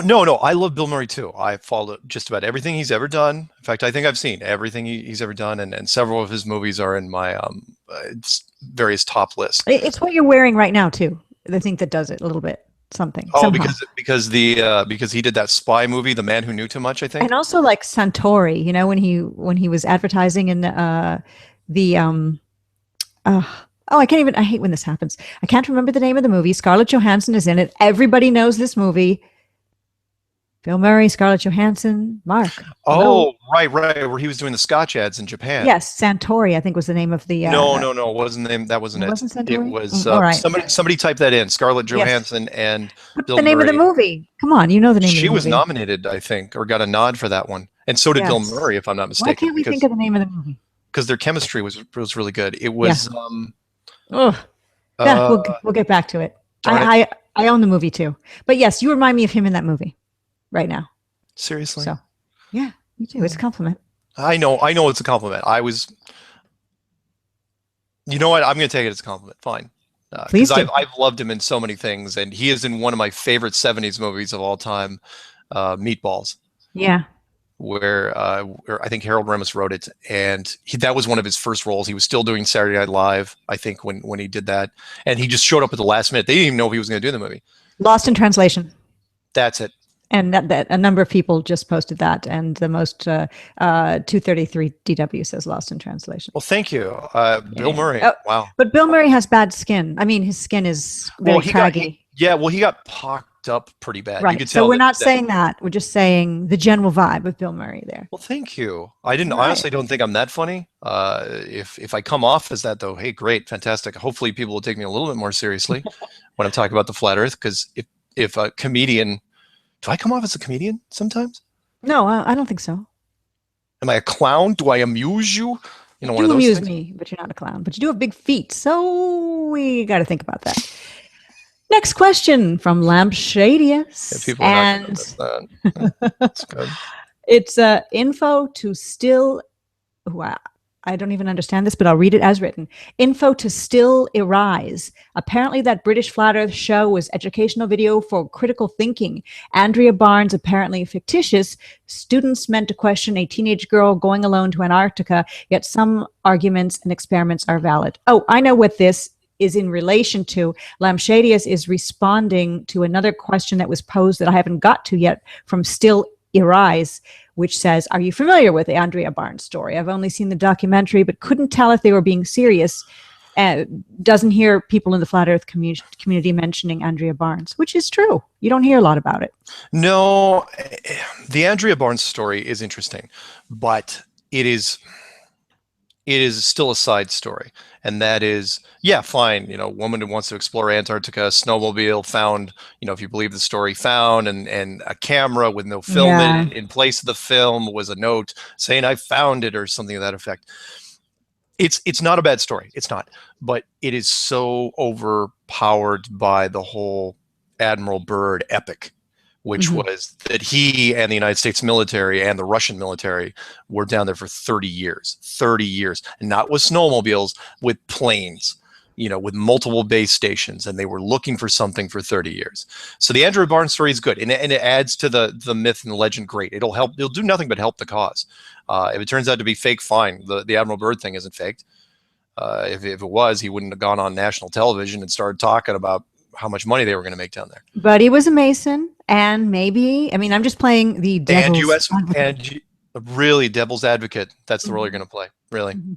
Yeah. So yeah, he was a Mason, and he was a member of the U.S. military, and he was a high-ranking official in those. So lines. Maybe it's all lies. That's what I'm saying. But he died. He died right after. You know, his last mission was 1956. He died in 1957. They said, "Oh yeah, he had a heart attack back at home." However, he was a really fit guy. You know, he was doing Operation Deep Freeze in 56. Seemed fine to me. And you know, why did he die in 1957? So, yeah, he could have been a high-ranking member of certain things, but I think they still took care of him because they couldn't trust him because he was too high profile. All right. We do have a comment about Bill Murray. Somebody said he's not a comedian. He's one of the most humane actors and human beings ever. So we don't want to just say He's a comedian. He's Well, a comedic actor and a serious actor. He's not a slapstick actor. I mean, yeah, he was sort of slapstick when he was doing Meatballs, and Ghostbusters. But when he did like Groundhog Day, it was a little deeper than that. When he did Rushmore, he was excellent. And Lost in Translation was very, very good. I mean, you could tell he was absolutely going for broke there. And who would think he would have chemistry with Scarlett Johansson when it comes to who wouldn't have chemistry with Scarlett Johansson now? Come on. Well, not everybody. I mean, yeah, she can work with just about, but she was younger in that one. You know, she had done young teenage roles before that, and when she did that one, it was an interesting film. Young and jumping on a bed wearing just panties. I think anybody was going to have chemistry with that if they watched it. Look, she's versatile, more versatile. People think of her as a sex symbol, but when you look at her earlier roles, she wasn't always a sex symbol. She was a decent actress that was doing different things, but she was, yeah, of course, every producer wants to funnel her into that certain aspect. But look at Lucy. I didn't think Lucy was very flattering from a sexual point of view. I thought Lucy, in fact, I think she was better in Lucy. Granted, the plot was different. Slightly different. She was better in Lucy than Bradley Cooper was in Limitless. Or Unlimited. Limitless? Somebody check up the name for me. Limitless. Oh, I'm just hazarding a guess there. I think it's Limitless. Yes. Brap Allgood says Jaron and he had the exact same notes when we compared. He doesn't think any of y'all are shills. I don't think there are shills in the movement. I don't. I don't either. From the very beginning, I didn't think there were. I don't think so. Here's why. Because if you're going to do it, I think you're going to wait till it reaches a certain level. Then you're going to insert your own bigger ones, ones that you can completely overpower. Once the movement reaches a certain plateau, that's when you start looking for them. And by that, I mean just borderline Masons. Wouldn't even surprise me, not picking on Alex Jones here, wouldn't surprise me that maybe even if he went with somebody else other than who's involved right now, and because he could go down that road, they could make that. But definitely, yeah, mainstream, it's going to be tough because you can't necessarily control people that are in the movement right now. So yeah, I don't think they're chill right now either. I don't. Yeah. Liberty Singh says, mowing my lawn and listening live in Central Florida. Love what you two do. Have a great night. So thank you. So much for his ears, mowing the lawn and listening to us at the same time. Fantastic. He's got that thing cranked up to 11. A riding mower or a push mower? That's the questions we need to know. Yes, it's very important to us to know. Let's see. Steve C says, Patricia should do voiceover for Mark's videos. It would make them much more pleasing to the ears. LOL. How dare you? I went to Juilliard. No. That's nice. Seriously, really? Voiceovers for my clues? Yeah, maybe. I don't know. They wouldn't be your clues then. That would be funny. Though, you could do a version of, we'll talk about that off air. All right. You could do a version of clues with your narrative, because I think if you actually sat down and did a full-blown narrative, I think it would be very, very good. And you tailor to the demographics. Just saying. That'd be neat. I think that'd be kind of fun. Wow, there's so many questions. Oh, too many, so little time. How are we doing on time there with your clock? How much time do we have left? It's 4:33. There's 33 again. 33. It's 4:33. Let's select this one from D. Walters. If a pilot were attempting to fly around the world and headed due east, wouldn't the pilot realize that he had to continue to turn left as he made his trip? If he didn't keep turning left ever so slightly, he would end up in Antarctica on the flat map. Absolutely true. He would end up in Antarctica, but the GPS system isn't going to let him do that. The GPS system, remember, designed by the DoD, the Department of Defense, in 1995, if I'm not mistaken. They control where you think you are. So but the GPS doesn't really exist. It's actually like the Loran and the other stuff. Yeah. The GPS system is probably tower based, but it's going to tell you, yes, that you're making. It's not going to tell you. It's going to hide the fact that you're making a slow left-hand turn. However, got to remember, flying around the world, at the equator, even on a flat map, is still going to be at least 25,000 miles. So it is such a slow left-hand turn. You're never going to notice it. Nobody's noticed it. Look at anyone. If you have any doubt, look at the interview I did with the flight instructor, where he comes on and I asked him point blank. I said, "How did all the pilots miss this?" He's going, "We're busy with other things."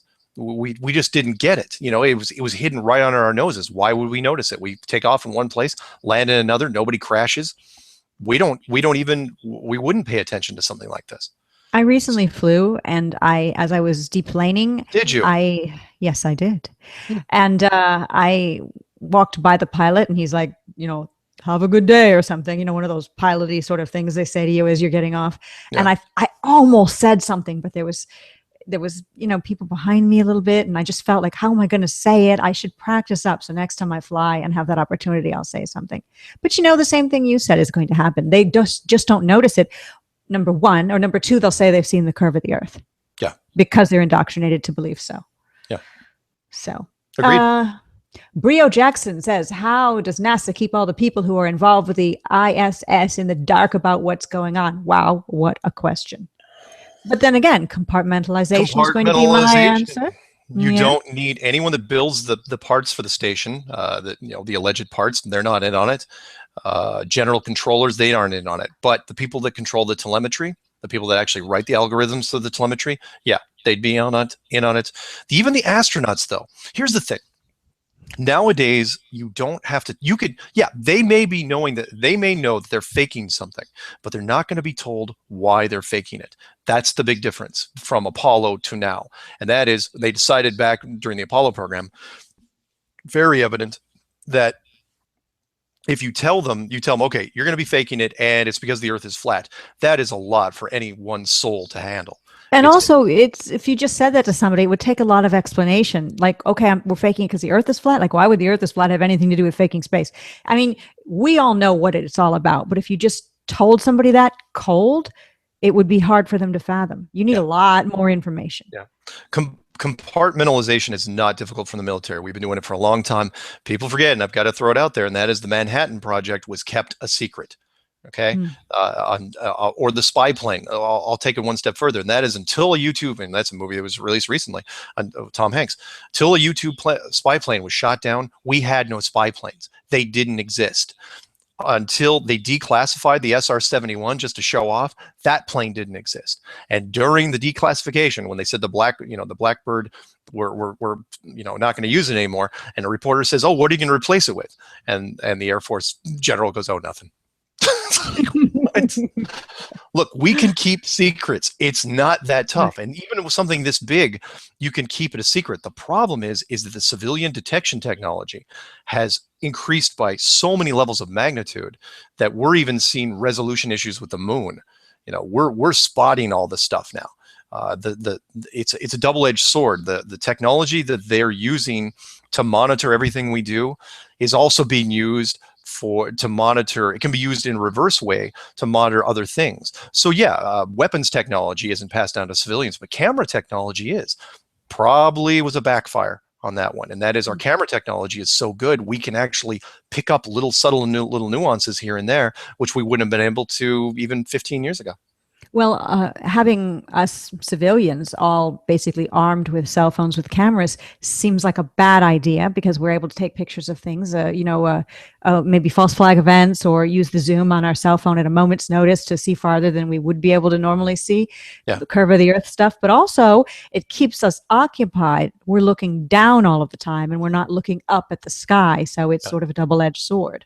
So, let's see here on Flat Earth and Other Hot Potatoes, episode 22. We've got this question, and it is from Pete Brooks. What are your thoughts on the 1986 Challenger explosion? And have you seen the alleged photos of 5 of the astronauts that were supposed to have died that day? And yes, we have.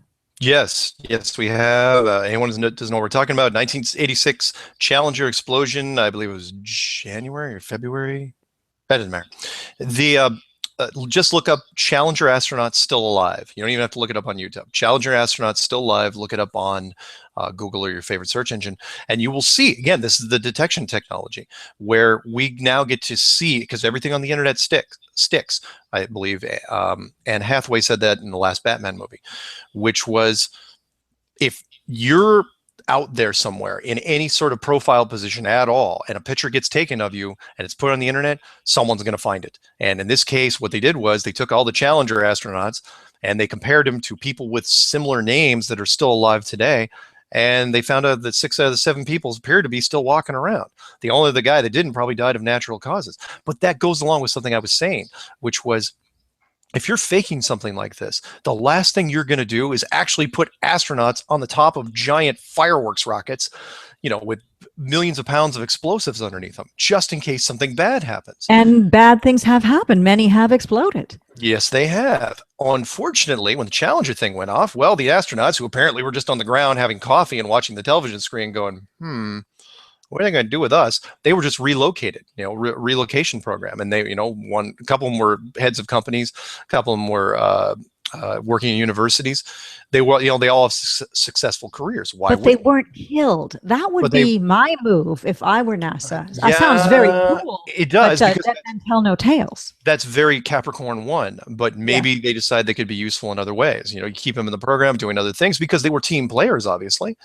And back then, the internet wasn't around, so you didn't think it's like, we'll just relocate them. No one's going to find them. And they did find them years later. So yeah, the short version of all that, yeah, we absolutely know. Anyone who wants to look it up, Challenger astronauts still alive. You'll find the 2 twin brothers. That's the black astronaut and the Japanese astronaut supposedly have twin brothers that look exactly like them. They're living today, and their names are almost identical. Whatever. Yeah, and it's NASA with the twins, the Kelly brothers, one aboard the ISS, aka in an underground base, and the other one somewhere doing whatever. Yeah, exactly. Twins do. Alison Welch earlier had agreed with me on Scarlett Johansson being, so adorable and sexy that anybody would want her. But Alison Welch, go ahead. She's not my dream girl. Not your dream girl. Who's your dream girl? I don't know. I didn't even think about that. I probably shouldn't have opened my mouth before. I don't know who my dream girl is, but we'll go on to the question then. Yeah, it's not Scarlett. All right. Allison says, Alex Jones will not touch either hoax shootings or the flat earth. They are as two, a word I'd never heard of before, shibboleths. SHIBBOLETHS, word of the day. Allison, ding, ding, ding. Must be shibboleths. It must mean the 2 things he's got that he's not going to, I don't know. Again, there could be things that he's not allowed to talk about. Yeah. Again, like Joe Rogan can't talk about Apollo. Interesting though that these people, let's say Alex isn't allowed to talk about it. Interesting though, isn't it? That these 3 high-profile show hosts, they can't all talk about the same thing. Coast to coast has to go on air, say that, oh yeah, by the way, I believe in the moon. Joe Rogan has to go on today, so yeah, I believe in the moon. A little suspicious, yeah. That there are, that you think there's some variances there. Right. And, when you look at the 3 major flat earthers, and I hate to say that because everybody is so valuable, but we'll say you and Eric and Matt, that's kind of what everybody agrees on. You guys talk about anything and everything. I mean, Eric talks about things some people wish he didn't talk about, but he's searching for truth. So, I got to give him that. Matt does his thing. Nobody's got an off limits area when it comes to that sort of thing.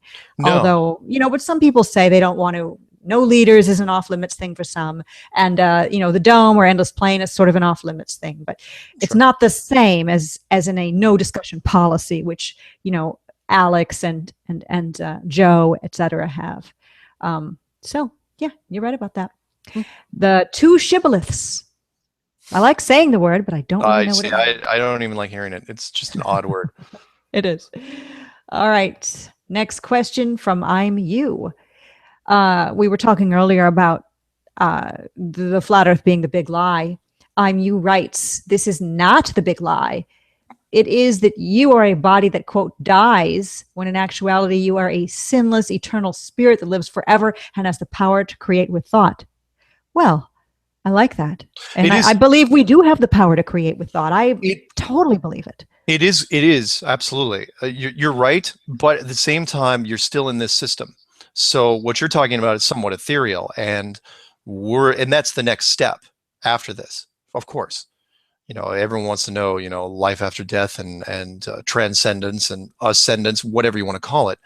But the point is, we're still here at the moment, and we have to decipher this before we get out. But yes, power of thought, it can only help this situation.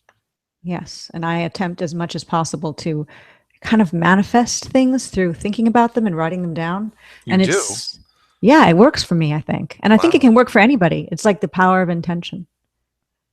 That doesn't mean when you get what you think you want that you're going to want it or it's going to work for you, but it could potentially be there. Be careful what you wish for, people. Yes. saying. Yes, exactly. Justin Polos says, those astronauts aren't as stupid as they look. They know what they're doing. They know that they're fake. Okay, look, let's say I ran the astronaut program. Okay. Once you realize that people have a hard time with the guilt side of it, you turn it into a disclosure situation, meaning you make them sign the papers that say, yes, you know you're faking it, but you do not have clearance to ask the bigger picture. So yeah, they know they're going up there doing the zero G crap and faking everything they can behind various methods, but it's above their pay grade. We've all heard that. It's above their pay grade that they get to find out exactly why. Now they could suspect, sure, but until you know, you don't really know. Again, different from the Apollo astronauts. Check them out if you get a chance. They went into depression. The guilt they couldn't deal with. They crawled into bottles. They became recluses. They didn't talk to people on a regular basis. They should have. And on top of that, they should have been so unbelievably happy all the time, and they weren't. They were the opposite, and that's because they were taking credit for something that never happened. It's a horrible thing to live with, I'm sure. Mm-hmm. Flat Earth and other hot potatoes. What do you think, Mark? We have about 15 more minutes. How long can I keep you entranced here answering these questions? See, I'm not looking at you, so your witchy spells don't have any effect right now. Oh, darn. You can try it with your voice, but I don't know if it'll work. Justin Bernard says, I didn't respond. I didn't rise to the occasion there. Justin Bernard says, do you guys know that you have 3 times the viewers right now as the live ISS feed does? It says something there, don't you think? That is funny. That is good. Well, no one should be viewing that unless they want a nice dose of comedy. Yeah. It is fun, though. I like watching Jaren go through that. It's pretty sad, hilarious, and I don't know, just funny. Yeah. C. Graw says something relating back to the Andrea Barnes story that we were discussing earlier. I don't know a lot about it, just the basics. C. Graw says the Andrea Barnes story is total BS. And there is a PDF that they link about the Bullfrog Films mockumentary. And I can't list the whole thing, but it's bullfrogfilms.com/guide. So check that out yourself. I know nothing about it. Do you? No. Me either. All right. Sorry. All right. Gemini. It doesn't matter. Go ahead. It just doesn't matter anyway. The Admiral Byrd thing trumps everything. Right. Yeah, I agree. Gemini says, what are your thoughts on Rahu and Ketu, the alleged invisible shadow planets responsible, from what I can tell, for like the eclipses, lunar eclipses, many say, since it's not the curvature of the Earth or the shadow of the Earth? What do you think? Well, anything that is announced when it comes to the sky, anything in our solar system, outside of our solar system, whether it's announced through NASA or a different radio telescope operator, it's all fake. All of it. The whole point is you've got to let that go. And that is because it's all reinforcement to going back to the same thing. And that is face on Mars, hexagram on Saturn. What is Pluto? Rings of Saturn, Mercury, Venus, just take your pick. All of them. Every time you think about whether they're real or not, it doesn't really matter, because once you're thinking about it, the default stage is always the same. And that is face on Mars, you're on a globe. Hexagram on Saturn, you're on a globe. There, globe, globe, globe. It just goes over and over and over again. So it doesn't matter. Anything that's in space right now cannot be trusted. Anything in space going all the way down to maybe even several hundred miles up. Yeah, maybe even the moon. I mean, maybe even the moon and the sun. Nothing can be trusted. So whatever story, just ignore, with the exception of post on forums. Again, remember what we were talking about last week. And that is, if you see a forum that has to do with a space story, post something about it, about the flat Earth. Yeah, I do all of the time. Yeah. I have fun with it. I mean, anytime I see anything come up on Facebook that's a NASA thing or a space thing, I'll just write, well, that would make a lot of sense, but unfortunately the Earth is not a globe. And of course, then I have to turn off comments coming my way because, my phone will go wild with people calling me an idiot, not flat earthers, Sure. just people there talking about how beautiful space is and all of that sort of thing. So, but Rahu and Ketu are those sort of shadow planets, and those aren't things that NASA talks about. So potentially those could actually exist, or is some level of manipulation going on in the skies that's causing eclipses. I don't think the visual, I don't think the dome visual part of it is flawless by any stretch. I think we're slowly but surely figuring it out with our latest camera technology, what's going on up there. But it's not a perfect system by any stretch, unless the flaws are being given to us deliberately. Interesting. Well, people always say that famous movie stars, beautiful people, that their flaws are what makes them interesting. And maybe that's the system we live in. There are small little flaws just there for entertainment purposes and to make life a little more interesting. Sure. Possible. Sure. Possible. Things can't be perfect. Next question here is from Matthew Eugene Rosa. What do you and Mark think about Hoaxicane Patricia? Hoaxicane. That's the first time I've heard it. They claimed it was a Category 5 hurricane and strongest ever recorded, yet there wasn't a single report of damage or death. It's impossible. NASA just photoshopped some image from the day after tomorrow. Great question. It was supposed to be hitting Mexico hard, and it did do some, it did hit there, and then head toward Houston, Texas, where I live, and surrounding areas. And I was thinking, I lived through Hurricane Katrina in New Orleans. I never evacuated. And I'm thinking, wow, Hurricane Patricia is coming to kill Patricia. Not good. So is he kind of implying that the hurricane may have been fake? Maybe, yeah, or trumped up, or maybe what I was thinking, and maybe this is what he's getting at: some kind of weather modification gone wrong. Not just a naturally occurring thing. Well, they had photos taken from the ISS they were trying to pass off as real of the hurricane. Interesting. So, yeah, interesting stuff to think about. Jay White says, "Dear Mark, would you ever take on Neil deGrasse or Bill Nye about flat Earth?" I take on both of them in the same room. Yeah, with one hand tied behind your back, and I'd be there going, "Yeah." I would at this point, because there's too many. Here's why. In fact, you could line up a whole panel of astrophysicists in front of me, and I'd be a little tense going in, just because I wouldn't be sure exactly what angle they were going to take. But there's too many big questions they can't answer. So if I was given equal time compared to these guys, I can't see where it would go wrong, because there are too many. Let's put it this way. The astrophysicists, and I've said this before, astrophysicists and the astronomers only have one weapon against the flat Earth, and it revolves around math. And unfortunately, most of the population does not like math in any form. Especially when it gets to algebra and above, trig, calculus, quantum mechanics, blah, blah, blah. So if they tried to go down that road, and it'd be unfortunate, I'm kind of giving away, giving help to them right now, because they would lose a huge chunk of the audience just by trying to explain their position. Because, going into all these different formulas, and no one's going to care, because I'm going to keep coming back and say, fine, show me the physical proof of these formulas. Show me the curvature.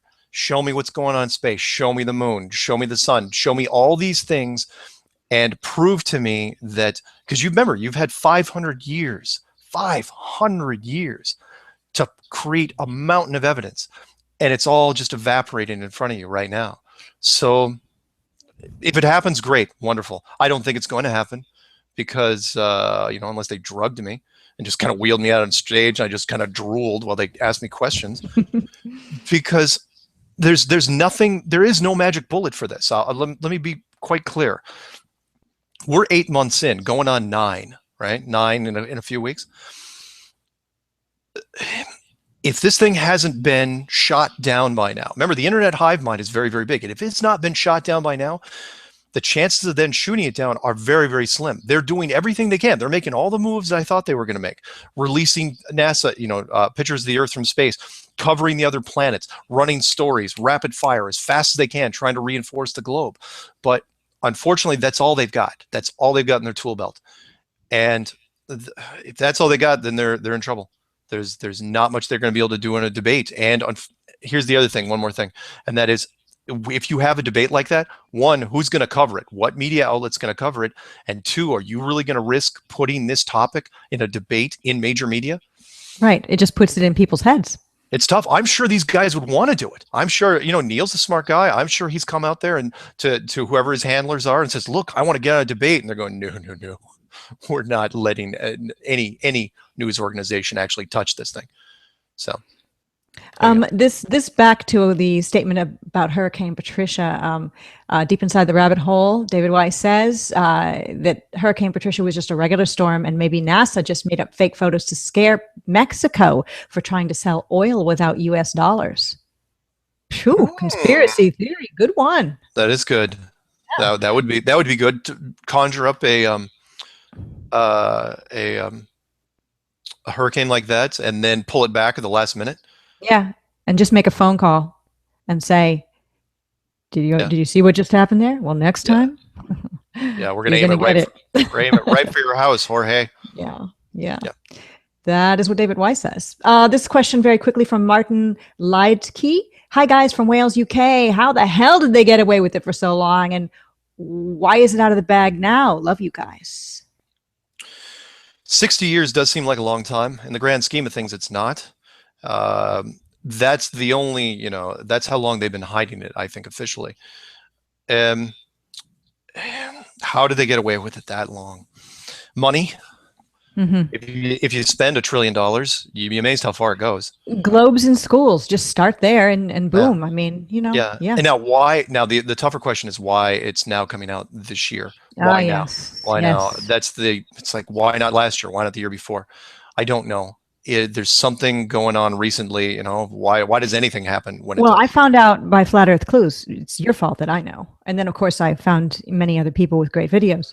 But why did it come to you? Well, obviously other people had information out prior to you and you mulled that over and kind of put it together in a different, more simple way with structure. Okay. Got that.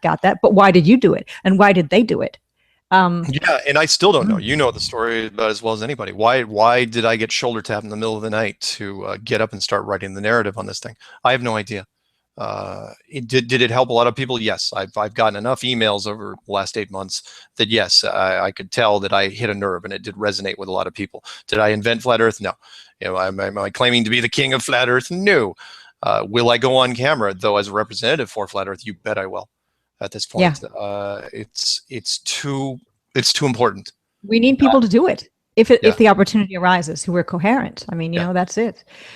Scary. It would be scary, but it would be great, and there'd be many people watching or listening to whomever does it. Like what happened to the Morgile. I mean, we were all behind him, and that would happen with whomever goes into mainstream next. Again, as long as whoever gets shoulder tapped to do anything, just do some research, get your question. Get your 3x5 cards in front of you. There's nothing wrong with that, and just be ready for anything because they're going to try to turn it in different directions. All right, so we're almost at the 2-hour mark. Shall we give it 5 more minutes? Shall we shut it down now? Let's do one more question. How about? Oh no, there's so many here. Pick a good one. Insanity is sanity, says Mark. I know who your dream girl is. Shall I say it for you instead? That's not a question. That's a statement. Wow, that's being a bit presumptuous, and that's not a question. Next question. Next question, please. There are at least 50 million fallen angels, devils, and they control and possess people, and most of them are in high positions. A statement from White Soul Wolf. And that's not a question. It's not a question. Go on. I mean, it's an interesting thought. Aceribus Luminous says, a question from Mark, how do the astronauts manage to record video of them and objects floating for a long time in the G-plane? You can only do that for a short time. It's a good one to end on. Sure, let's end on that one. There has been a whole bunch of videos made on this. There's a combination of things that is happening. It really depends who you talk to. Like Tiger Dan thinks there's a whole brand new elaborate system that's being built that's simulating anti-gravity. Yes, the zero-G planes are used for some of it. Some of the short duration harnesses are used for some of it. Green screen is used for some of this. If you want to see some of the fun stuff, though, when it comes to like objects in space, look at that one where one of the perm girls was carrying an object. She spun an object and it made an odd, it should be spinning uniformly. If she Yep. just kind of tapped it and it made one of those weird jumps. Yes. It moved out of her hand and she grabbed it real quick and tried to make it look like the camera didn't notice it. That was zero G playing all over the place. Yeah, exactly. With a combination of the long shots and the short shots, you can simulate just about anything. Hollywood is really, really good at this. NASA, not as good because they don't have the production value. They don't have the same team that they did with, like, say, Gravity. But I'll throw one more out at you, and that is the one thing that is a dead giveaway for them, and that is because in Gravity you kind of saw the same thing. Well, even Gravity was done better, and that is when they're flying through, when they're doing when you're following the astronaut, when they're kind of diving through the sections in zero G, there's no doors, there's no hatches, and those hatches and doors should be there at all times. The place is an amazingly dangerous area. You should be opening and closing things all the time just to make sure everything's secure, and they don't. And that's because of the production value. You want to be able to follow somebody seamless because you have a really limited window as far as pure zero G goes. That, and of course, the fact that they're wearing khakis and polo shirts and socks. Right, exactly. Which does not make any sense. No, micrometeors make a hole in that baby and you die. You should be wearing a spacesuit. There should be locks between each little segment. You shouldn't be able to fly seamlessly from one area to the other. Yeah. It's fake. Totally fake. It'd be just a bunch of dead people in Dockers. Yeah, exactly. And, if you're wearing Dockers, you should be dead. Sorry. My own Dockers. Burn them. Seriously? Sorry. I don't get to wear Dockers around you? Well, I don't know. That might be okay. Wow. I do have to read this letter because we did receive a letter, and I know that was the last question, but letter email. We both received the same one, and it is from James. And he writes, "We homeschool and recently told our son that we feel the Earth may be flat. He had amazing questions about how things work and just got it. He's 8 years old. We told him that we don't discuss our personal beliefs on the matter publicly, probably. Similar to Mark's Fight Club comments, first rule of Fight Club is not to talk about Fight Club or Flat Club. Homeschoolers are already heavily scrutinized." And James writes that he'd like us to share our thoughts on how to tell children the things, relating to Flat Earth. It's a very important type of a thing to do. So I know we only have a few minutes left. What do you suggest? I suggest what James is doing. Tell your children the truth. See how, ease them into it. Maybe ask them what do you think about this? And see how, what they think. And then tell them after you have explained it to them that they do need to learn what the school is teaching them, but keep in the back of their mind that is just for show information. The real information is what we have taught you, and you don't need to tell anybody about that. What do you think? What she said right there. That's pretty much it. You were perfect. Yeah. You pretty much nailed it. Yeah. Teach them both. Teach them that there's things that the school will teach you, but you can't take everything at gospel because there's a reason. There's always ulterior motives. The history books don't tell you the whole story. In fact, most cases, they don't even tell you half the story. They tell you what the government wants to tell you. Got to remember, if anyone's thinking I'm kidding here, think about what happened. I think it was this year when they were absolutely considering in different school districts across the country about pulling out Hiroshima, Nagasaki, and slavery out of the American history books, just because it painted America in a slightly softer light. And it's like, why would you do that? We used atomic weapons on Japan. And, oh, by the way, we had slaves for a long time, pretty much from the second we got here all the way up until the Civil War. So, and even after the Civil War, we had some. So yeah, it's not, there's an old saying, and that is everything is not completely what it appears to be. That's what you should teach your kids. Right. Burn your history books and your Dockers. That's my final word on the statement, on the subject. That's my statement. Next time we're on is going to be Halloween. And you and I have a special show that we're going to do, kind of the same thing with Q&A. And it's going to be, instead of our drinking show, which was this one, it is going to be our Flat-a-ween show on Halloween. So on Halloween, if you're not out doing Halloween stuff, at 5 Central, join us for another exciting edition of Flat Earth and Other Hot Potatoes with Mark Sargent and myself. Mark, thank you. Do you have anything good coming up on Strange Worlds or, that you can talk to us about? No, not really. I mean, right now I'm just going through emails, trying to figure out what's next. I don't think I'm going to dedicate a show, although I did have a sniper trainer instructor just recently say that in writing that it's absolutely, the Coriolis effect is a joke. It's a myth, that it's not talked about. It's only talked about in the media. It is never used in real life. So. Well, thank you very much for spending time doing this. It's been totally fun, as always. And thanks to all who wrote questions. And we didn't get to them all because it's almost impossible. And I do appreciate it, though. Okay, Mark, goodbye from here. And to all who have joined us, keep it flat.